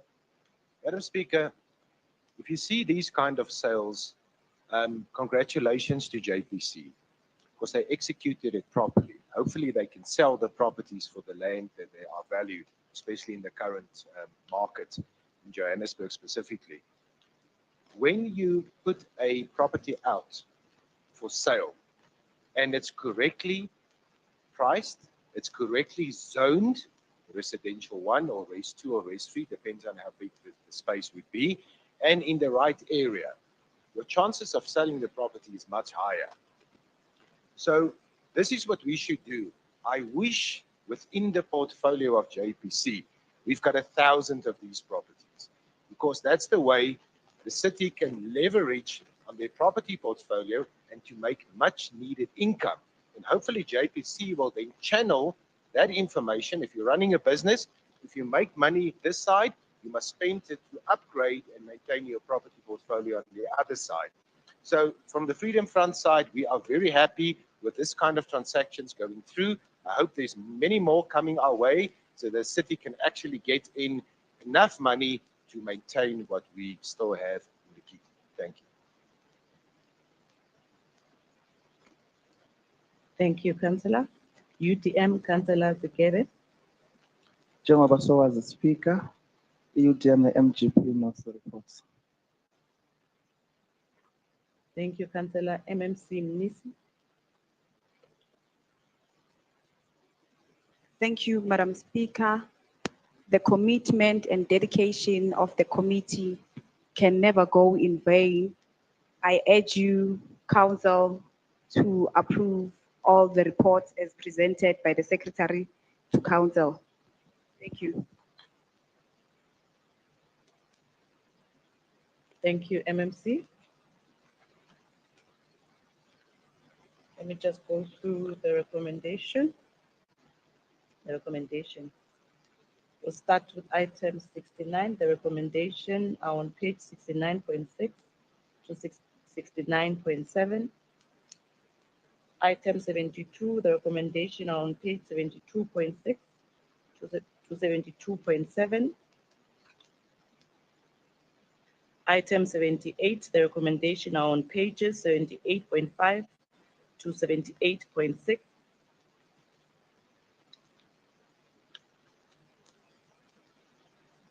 Item 100, the recommendation are on page 105 to 100.6.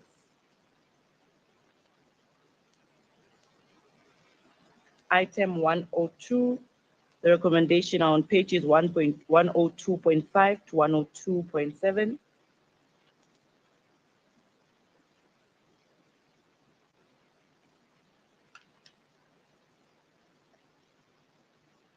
Item 109, the recommendation are on pages 109.8 to 109.9. Item 110, the recommendation are on page 110.7 to 110.9. Item 111, the recommendation on pages 111.5 to 111.6. Item 115, the recommendation are on pages 115.8 to 115.10.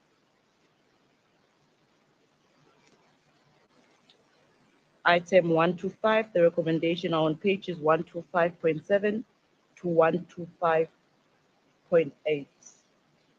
Then the last one, item 1 through 6, the recommendation are on pages 136.5 to 136.6. Are the items agreed to? Thank you, Councillors.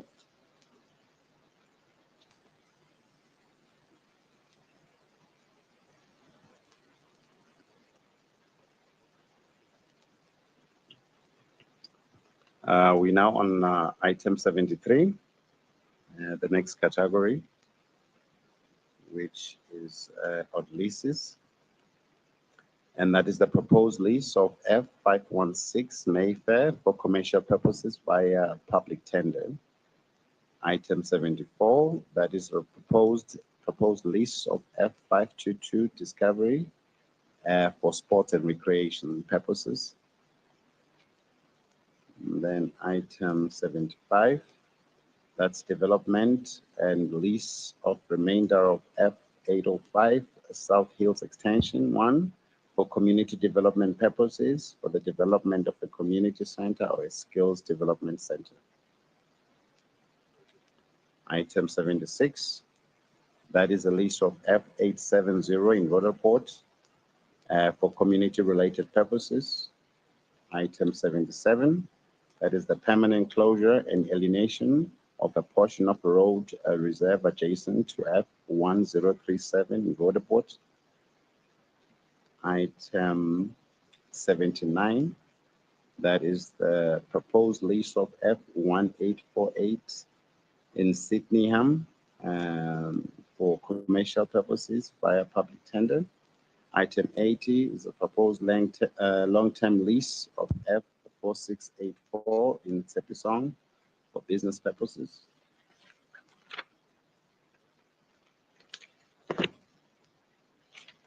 Item 81, that is the lease of F6518 in Chuelo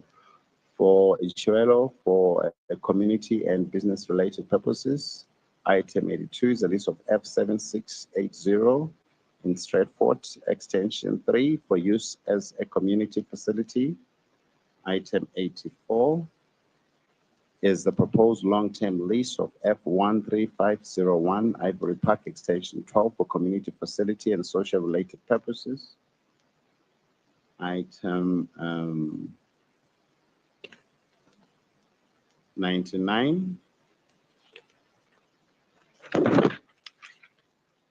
Item 99 is a lease of holding 5354 and also 55 in Panorama Agricultural Holdings Extension 1 for sports and recreational purposes.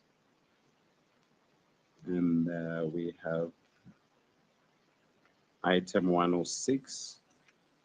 Item 106 is the proposed alienation or disposal of portion 14 of F32 in Sundown, Royal Ascot Lane.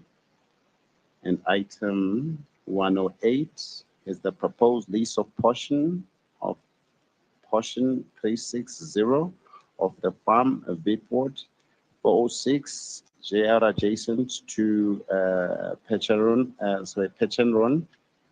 Road for parking purposes. Then item 124. Item 124 is the proposed lease of portion of F5448 in Annandale, extension 9 for commercial purposes via a public tender. Item 127 is the proposed temporary closure and lease of a portion of the road reserve and the remaining extension of F4602 in Bryanston, adjacent to portion 13 of F4602 Bryanston for parking and landscaping.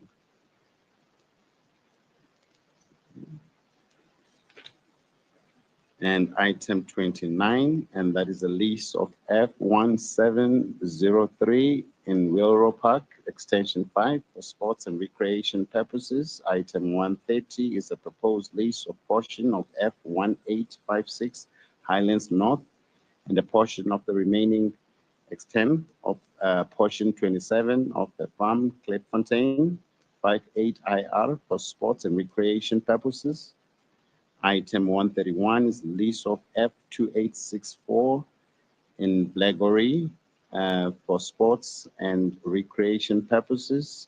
Item 132 is the proposed lease of a portion of F1046 in Florida for multi-sports and recreation purposes.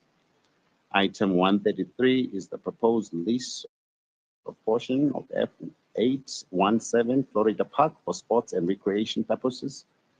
Item 134 is the proposed lease of F4338 in Dobsonville for business purposes. Item 135 is the proposed lease of F3609 in Sepisong for community purposes.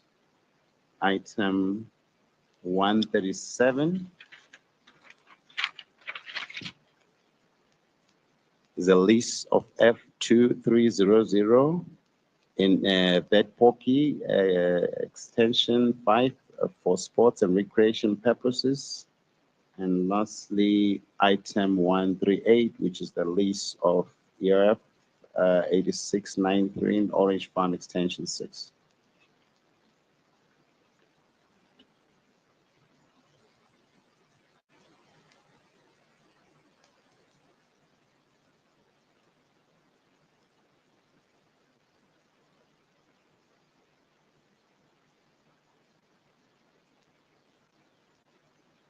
Thank you, Secretary to Council. On the speakers list, I have from ANC, Councillor Hlatshwayo. From EFF, I have Councillor Moepi. From Freedom Front Plus, I have Councillor Tilange. From UDM, I have Councillor Zikebe. Is there anyone who wants to add their name to the list?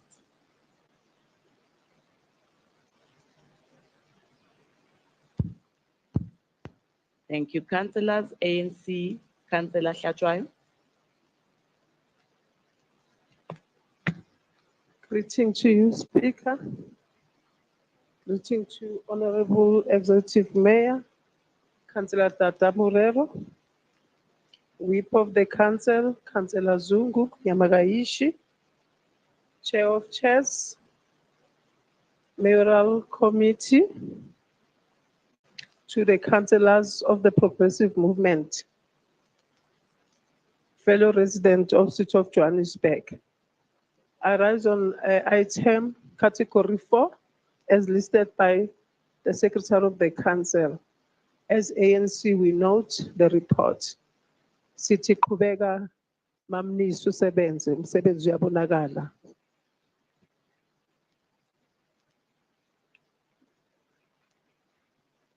Siyabonga, Councillor. EFF, Councillor Moepi.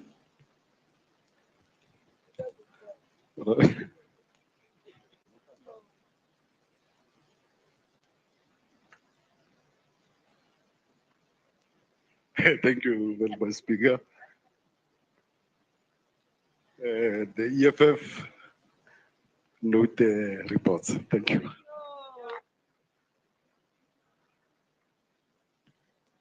Thank you, Councillor. Freedom Front Plus, Councillor Delange. Thank you, Madam Speaker. I'm going to be short and sweet here. Even though these are small leases, they all add up, and the city still makes money out of these leases. You can see they are more south, central, and the west of Johannesburg.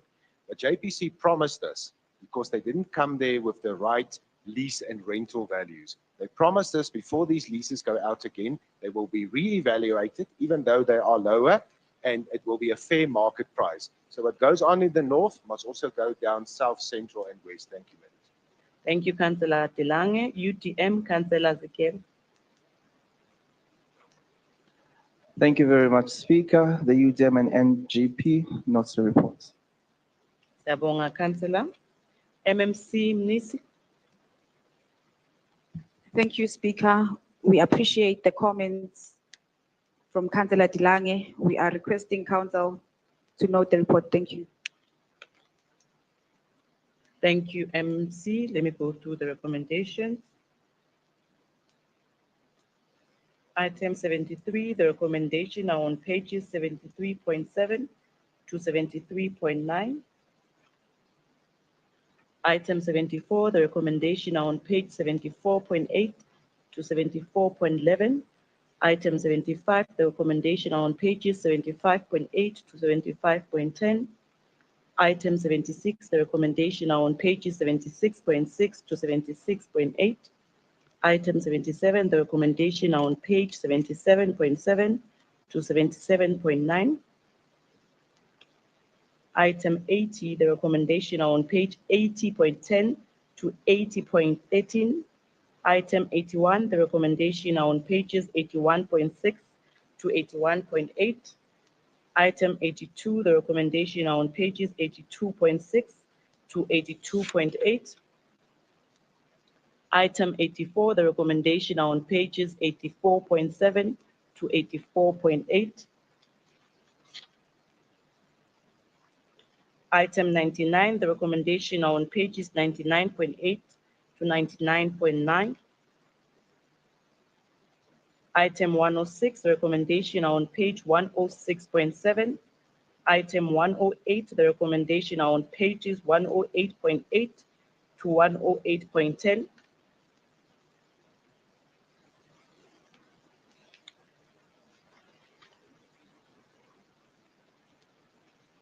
Item 124, the recommendation are on pages 124.6 to 124.7. Item 127, the recommendation are on pages 127.6 to 127.8. Item 129, the recommendation are on pages 129.7 to 129.9. Item 130, the recommendation are on pages 130.10 to 130.13. Item 131, the recommendation are on pages 131.7 to 131.9. Item 132, the recommendation are on pages 132.8 to 132.10. Item 133, the recommendation are on pages 133.6 to 133.7. Item 134, the recommendation are on pages 134.7 to 134.8. Item 135, the recommendation are on pages 135.6 to 135.8. Item 130, the recommendation are on pages 137.8 to 137.9. Item 138, the recommendation are on pages 138.6 to 138.7. Are the items agreed to, councillors?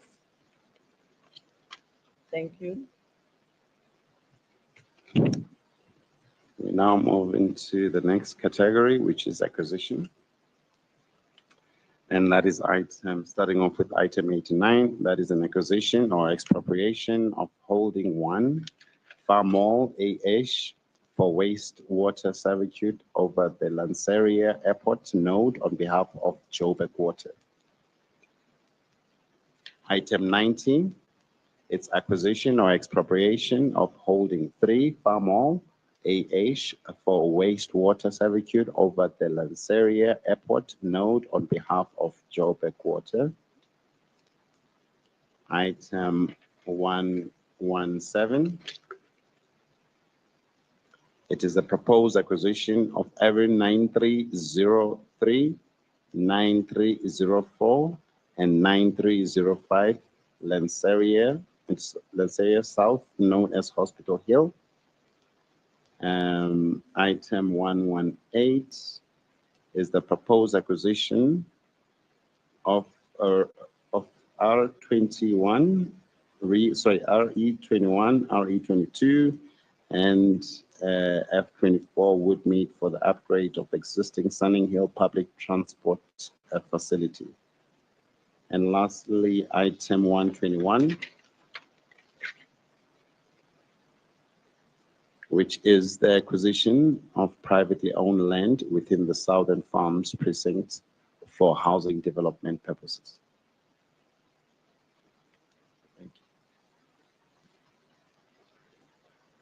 On my speakers list from ANC, I have Councillor Bolani. From EFF, Councillor Moyepi. From Freedom Front Plus, Councillor Telange. From UTM, Councillor Zikere. I'll start with the councillor from ANC, Councillor Bolani. Greetings again, Speaker. Greetings to fellow councillors. Speak on item 89, 9117, 1118, 121. As the ANC, we note the report and with its recommendation, and thank you, Speaker. Thank you, Councillor. EFF, Councillor Moyepi. Thanks again, Speaker. And greetings to all the councillors who are still here. We note all the items on category 5. Thank you very much. Thank you, Councillor Moyepi. Freedom Front Plus, Councillor Telange.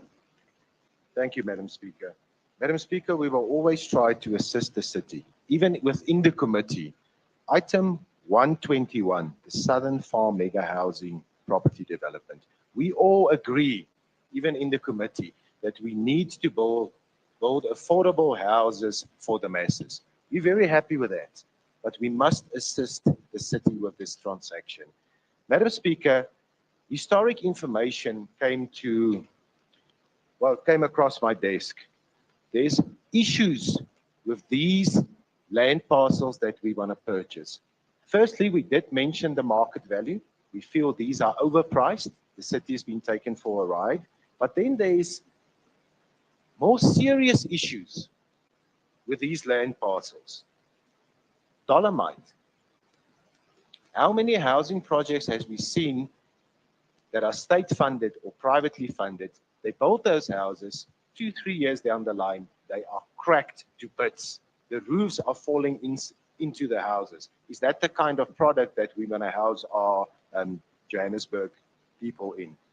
There is outstanding land claims that is pending in court on some of these parcels of land. Further to this, the environmental impact study, Madam Speaker, is 4 years old. According to the regulations, a developer comes in, they purchase a piece of land, they do the environmental impact study. As soon as that environmental impact study is done and approved, they file for Section 21 and they start putting in services. It's outdated, they're going to have to redo it. Madam Speaker, on the portion that is called the R82 Earth, the second stage of their development is not finished yet. So the sewage of the services that was done on the second stage are running into the wetlands. There is major concerns of the community of sewage currently running because of development and industrialization into the Cllr River. Madam Speaker, find another piece of land to build houses for the poor. The city's going to buy a cat in the bag here. It's going to come back to bite us. Please reconsider this item. You are buying something here that is not worth the money that we must cough out, and we don't even know if the top structure grant from province that is going to come through for us to put in the bulk services. We need to reconsider. It's a lot of money, 163 million rand. We're buying a cat in the bag. Thank you.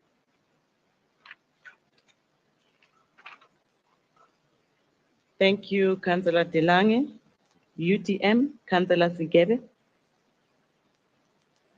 Skaula Swahuqa Somlom, UDM and the MGP notes the reports. Thank you. Siyabonga, Councillor MMC Mnisi. Thank you, Madam Speaker. The comments from Councillor Delange are noted. We cannot postpone the development of Southern Farms any longer. We request the council to approve the reports as presented. Thank you. Thank you, MMC.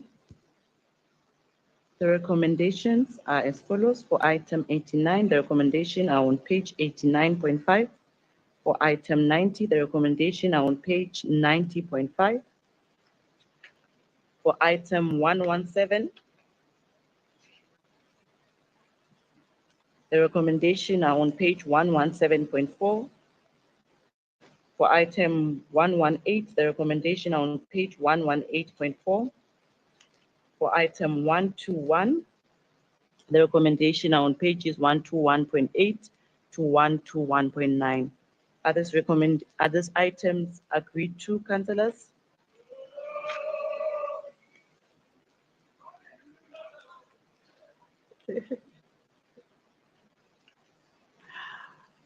Hey, thank you, councillors.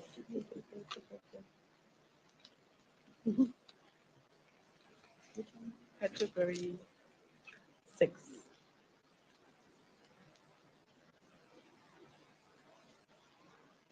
We are on the next category now, which is rescinding amendments of council resolutions. Councillor Delange. For the record, Madam Speaker, register our dissent on this item. Thank you. We'll speak I saw you jumping. I thought you were excited about this one. Councillor Delange. Madam Speaker, just for, I know it's late, but nobody else were reacting. The no from these four were overwhelming and he didn't give it to us. Noted, Councillor Delange, the dissent from the Freedom Front Plus. Councillor Christians. Thank you, Speaker. Speaker, you didn't rule whether the noes or the yes had it. That's why Councillor Delange jumped. So can you also note our dissent on item 121? Thank you. Noted, Councillor Christians. We move to item 112. This is rescinding an amendment of Council Resolution of the 17th October 2019 for the alienation of a portion of 6th adjacent to PTM 3 of 595 in Melville Township. Sorry. And item 116 is a rescission of council resolution and proposed development and sale of Erin 1329 and 1330, Sundowner Extension 61, previously known as portion 1 of holdings 108 Bush Hill Estate. That's for residential purposes.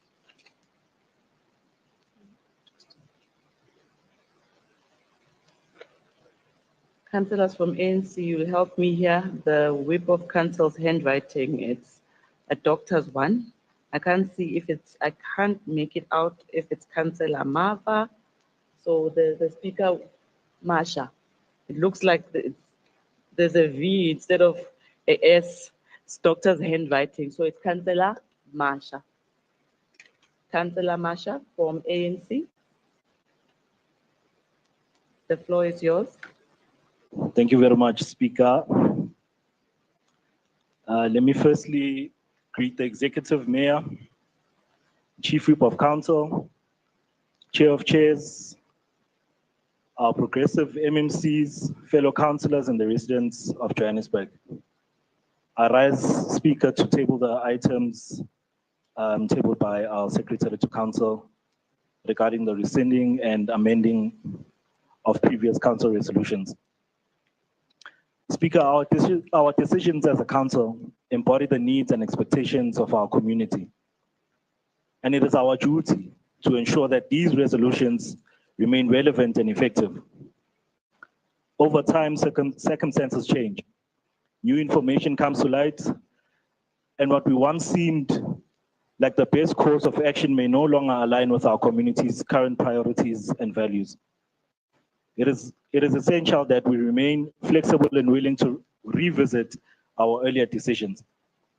The resolutions that we enact can have a profound and lasting impact on our community, shaping the environment and quality of life for all our residents. When we identify resolutions that are outdated or no longer serve the intended purpose, it is not only our right, but our responsibility to rectify them. Rescinding or amending these resolutions allow us to adapt to evolving needs, integrate feedback from our citizens, and uphold our commitment to transparency and good governance. I urge my fellow councillor members to approach this process with a critical eye and an open mind. Let us review the resolutions at hand, consider the voices of our communities, and make reasoned, informed decisions that reflect our collective vision for a functional and well-governed city. I submit. Thank you, Councillor. EFF, Councillor Muyepi. Thanks again, Speaker, to Council. The EFF note the report. Thank you. Thank you, Councillor. UTM, Councillor Zikebe. Thank you very much, Speaker. On behalf of the UTM and the minority governing parties, we note the report. Thank you, Councillor. MMC Mnisi.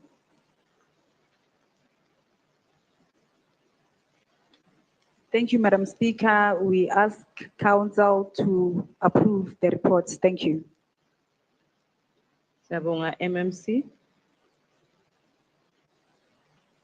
Item 112, the recommendation on page 112.3.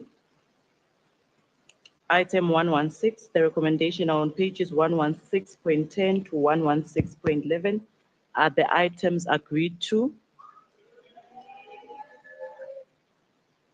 The yeses have it.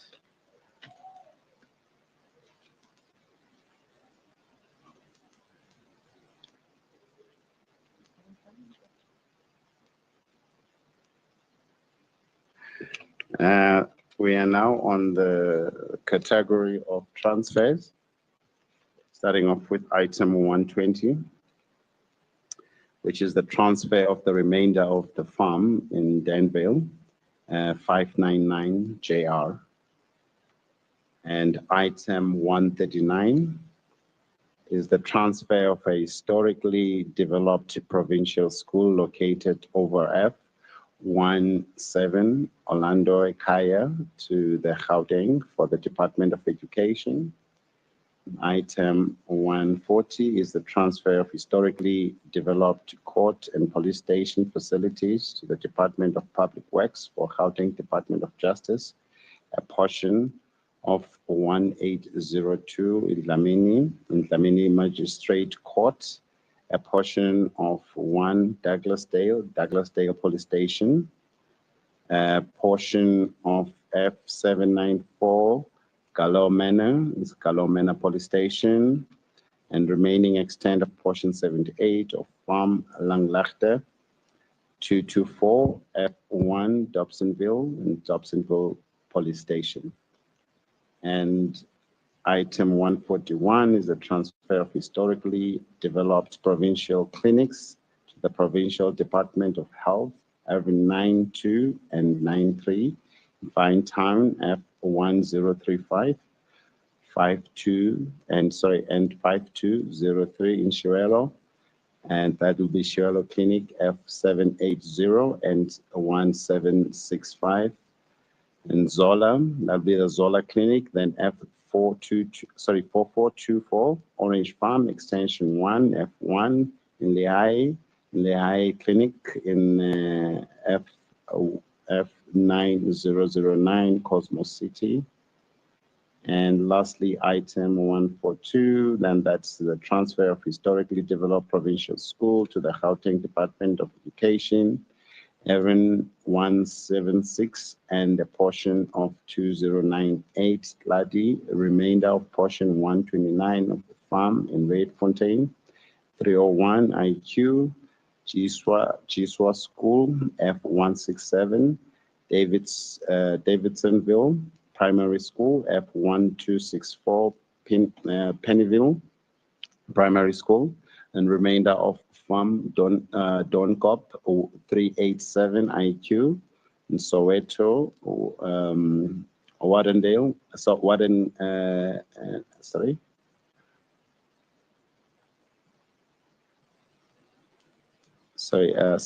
in Warden.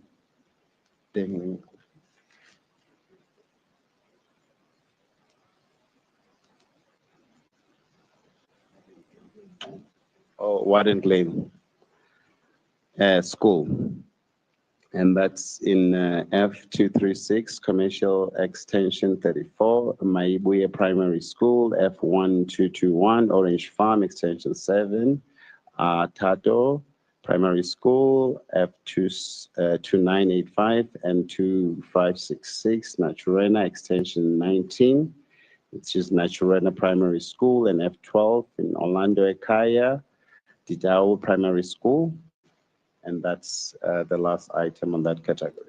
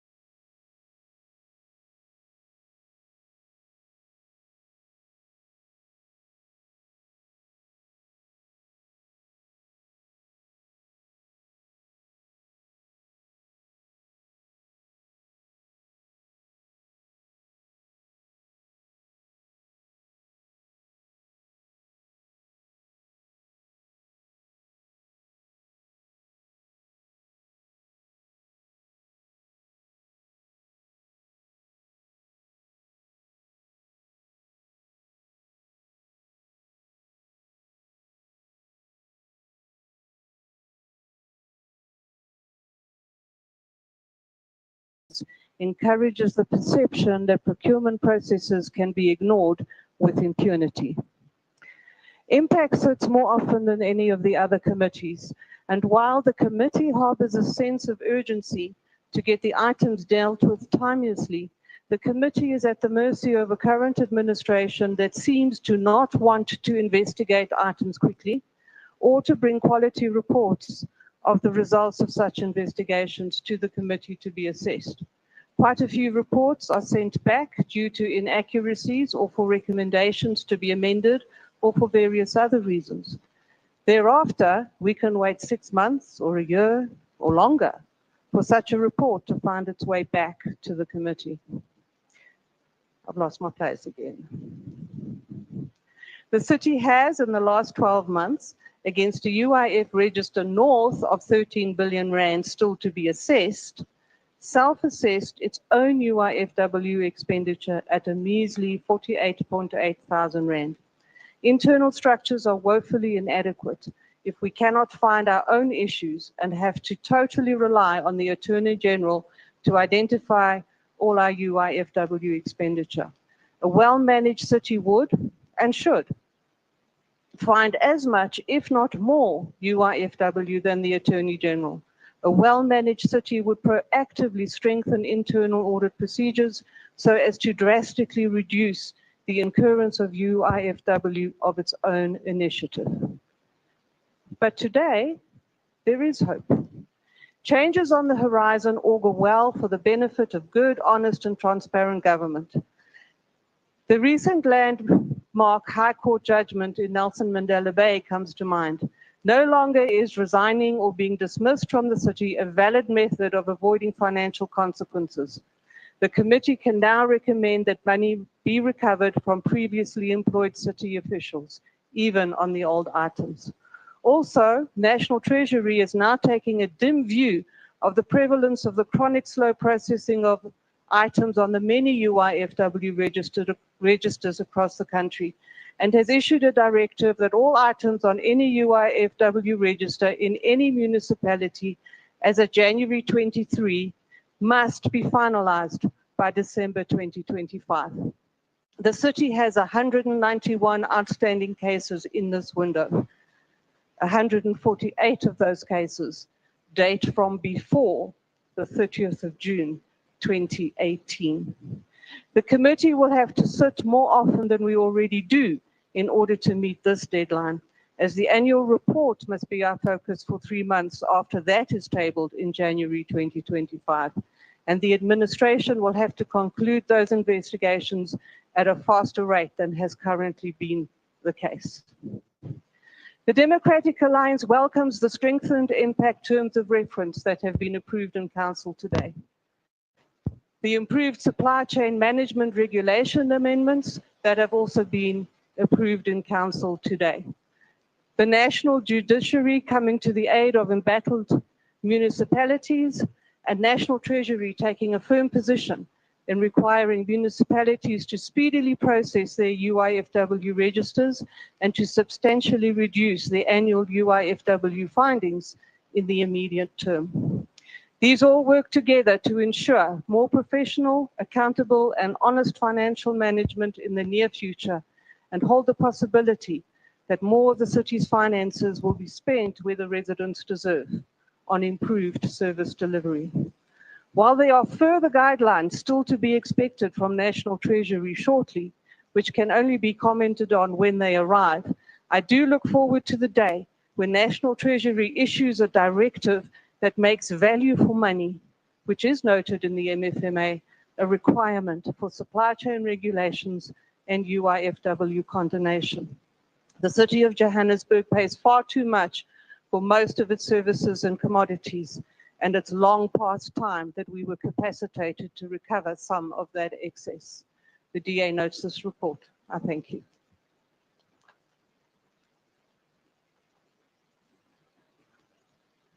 Thank you, Councillor Sadabi.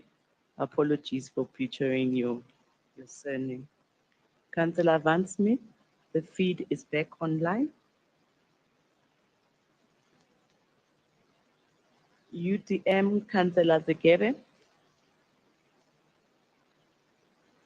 I guess I debate. I don't know.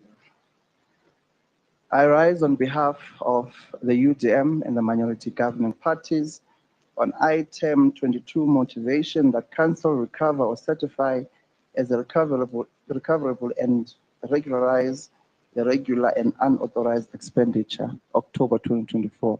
We note the report. Thank you, Councillor. ACDP, Councillor Harris. Speaker, Councillor Harris is not around. The ACDP knows the report. Thank you very much. Thank you, Councillor. ANC, Councillor Lopi. Thank you, Speaker. I rise to speak on item 122.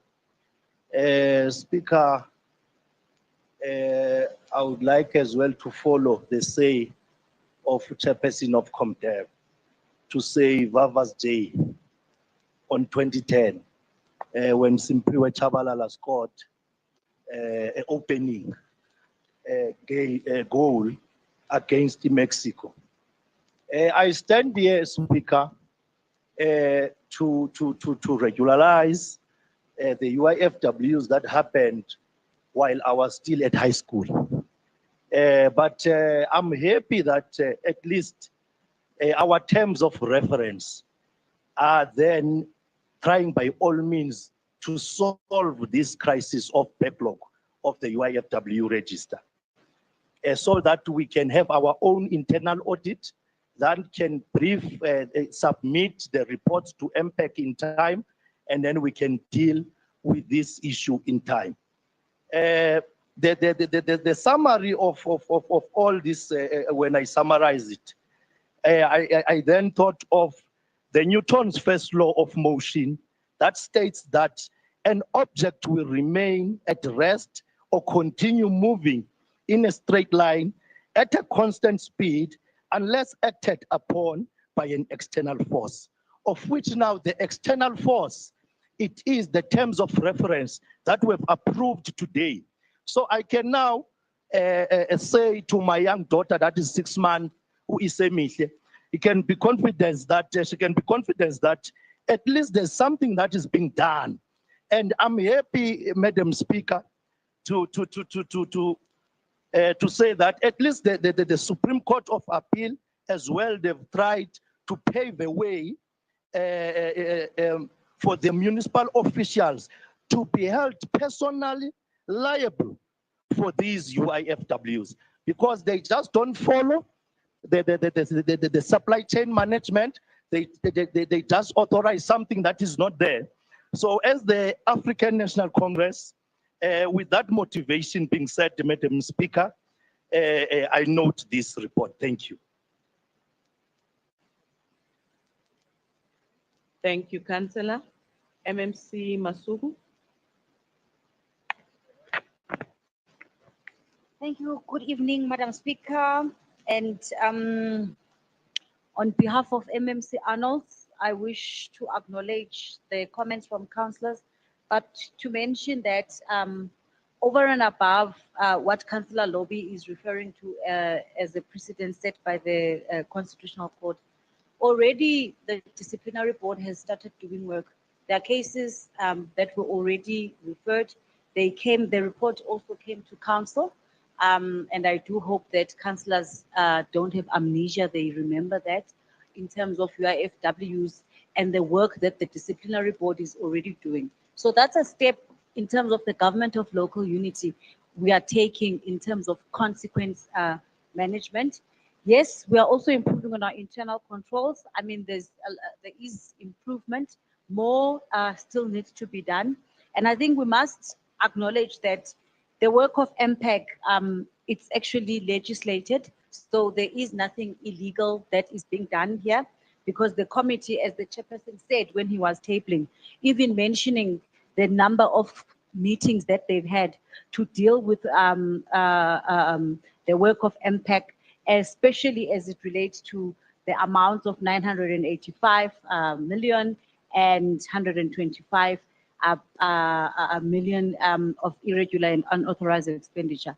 And I think one of the lessons that we must take is that when officials do errors or they do procure in a manner that was not supposed to be done, it's not always corruption. It's not always corruption. There are instances where an item was procured, but the wrong method was used. There are circumstances where a procurement process was done, but it was not actually fraud or corruption. So I don't think we must always look at it in that fashion. And I appreciate the comments made by Councillor Muthala from Action SA, that what we need to do is strengthen the controls, take officials for training where we develop gaps, if there are gaps, make sure that they are fit for purpose, where they are given opportunity to deal with the work of procurement. We ask Council to approve the report as tabled by the MPEC Chair. Thank you.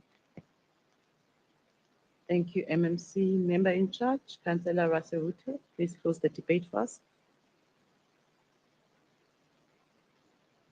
Thank you very much, Madam Speaker. Let me take this opportunity and thank all members of MPEC Committee, not forgetting MMC Masuku. Yeah, Speaker, the 985 million, like Councillor Serebi said, service was received. That's what the MMC was trying to explain. Service was received, but the manner in which the tender happened was not coded. That is the only difference. But service was received, which means there was value for money. Thank you very much, Speaker. Thank you, Councillor Raserute. Councillors, the recommendation are on page 122.3. Is the item agreed to?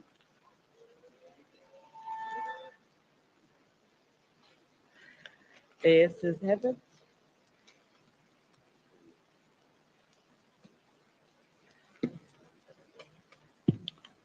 Councillors, we proceed now with motions. And the first motion is the motion recommending for the executive to furnish a progress report on the implementation of council resolution on the 154 properties awarded to the private sector and the 37 abandoned factories for redevelopment. I would like to call the proposer, Councillor Mudukanen.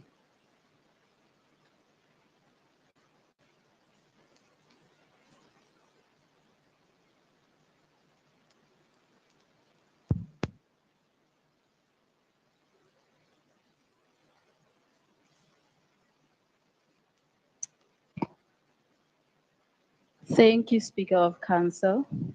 I, Councillor Lebogang Mudukanene, hereby table the following motion in terms of Standing Rule 89(2)B of the Standing Rules of Orders and Orders of Council 2016. Noting that in 2018, Council made a resolution for the awarding of 154 properties for the Inner City Rejuvenation Program to the private sector for the redevelopment. The redevelopment of these properties was valued at 32 billion rand and was to create a total of 22,000 job opportunities during the construction phase, resulting in 14,000 social housing units. Further, Council made another resolution in 2019 for 37 abandoned factories in the city of Johannesburg to be awarded to the private sector for the redevelopment into social housing units. A more shocking and recent incident of a bad hijacked building is that of the Usindiso fire incident that claimed lives of at least 77 people and more others injured and homeless. The plan to redevelop the city's abandoned and hijacked buildings will lead to economic growth, financial resources, and job security for the residents of the city and deal with the ever-increasing unemployment and provide affordable social housing units in the inner city. This will further ensure that there is reduction in the number of homeless people in the inner city who are gallivanting the streets on a daily basis, a reduction in criminal activities taking place in these abandoned buildings, and continue to ensure that the city becomes a safe and clean city that it once was to stay, work, and play. We therefore request the following: that Council resolves that, in line with the city's mayoral priorities and the city's strategic priorities, the regeneration of the inner city of Johannesburg therefore remains a key priority, and that Council-approved inner city rejuvenation plan be reinstated. Upon reinstatement, the execution of Council-approved report of 2019 to put on a tender of 37 factories across the city be awarded to the private sector to build affordable accommodation, social housing for our most vulnerable residents of the city.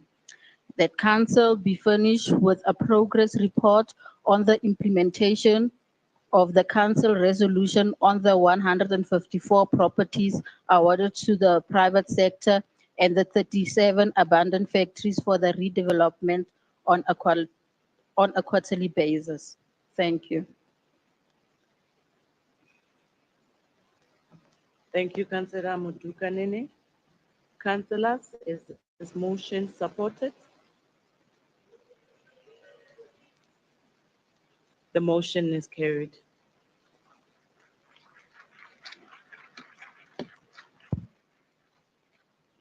We proceed with the second motion, which is recommending the executive of the city to conduct a feasibility study for restoring Yields Exits Road on Crisani Road. The proposer for this motion is Councillor Ntombela. Good evening, Speaker, and thank you. Good evening, colleagues. I, Councillor. Councillor, please move closer to the mic. I, Councillor Joyce Ntombela from Action SA, propose the following motion in terms of Rule 89 2B of Standing Rules and Order of Council. The motion is recommending executive of the city to conduct a feasibility study for restoring yield exit roads on Crisani roads, that is in Soweto. We therefore recommended to Council that the city conducts a thorough internal feasibility study that will demonstrate the effectiveness to introduce the yield extension streets, that is Corner Mojaji Street, Pimville, Nicholas Street in Orlando, and Crisani.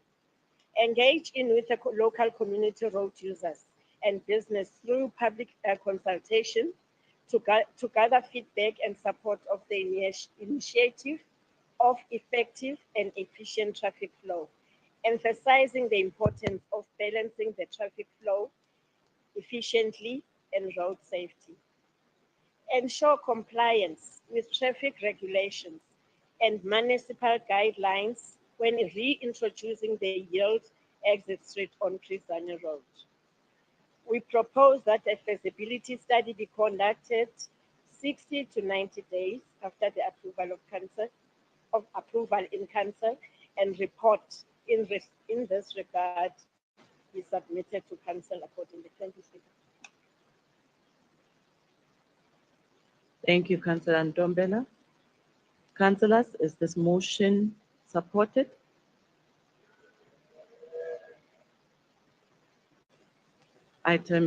Motion is carried.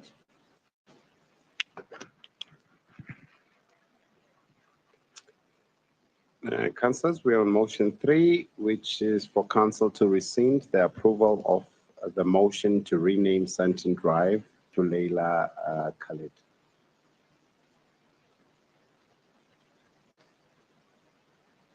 The proposer is not here. I'll ask the seconder to take the floor. Councillor Simonse.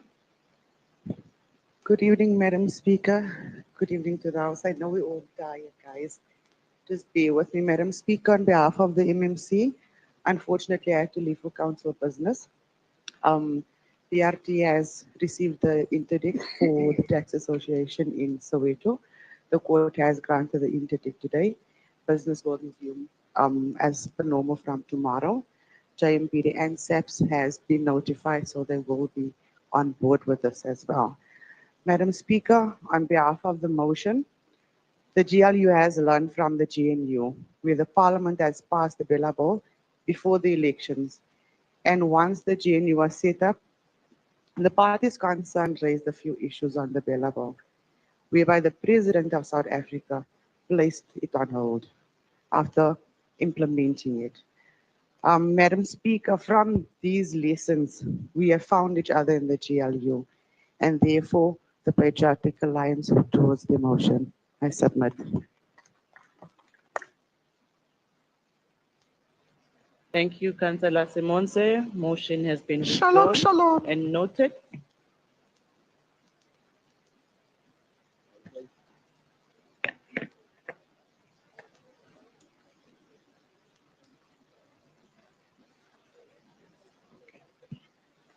Councillors, we've come to the end of our council sitting. You must enjoy your festive season. Rest. We'll see you again next year. Meeting adjourned.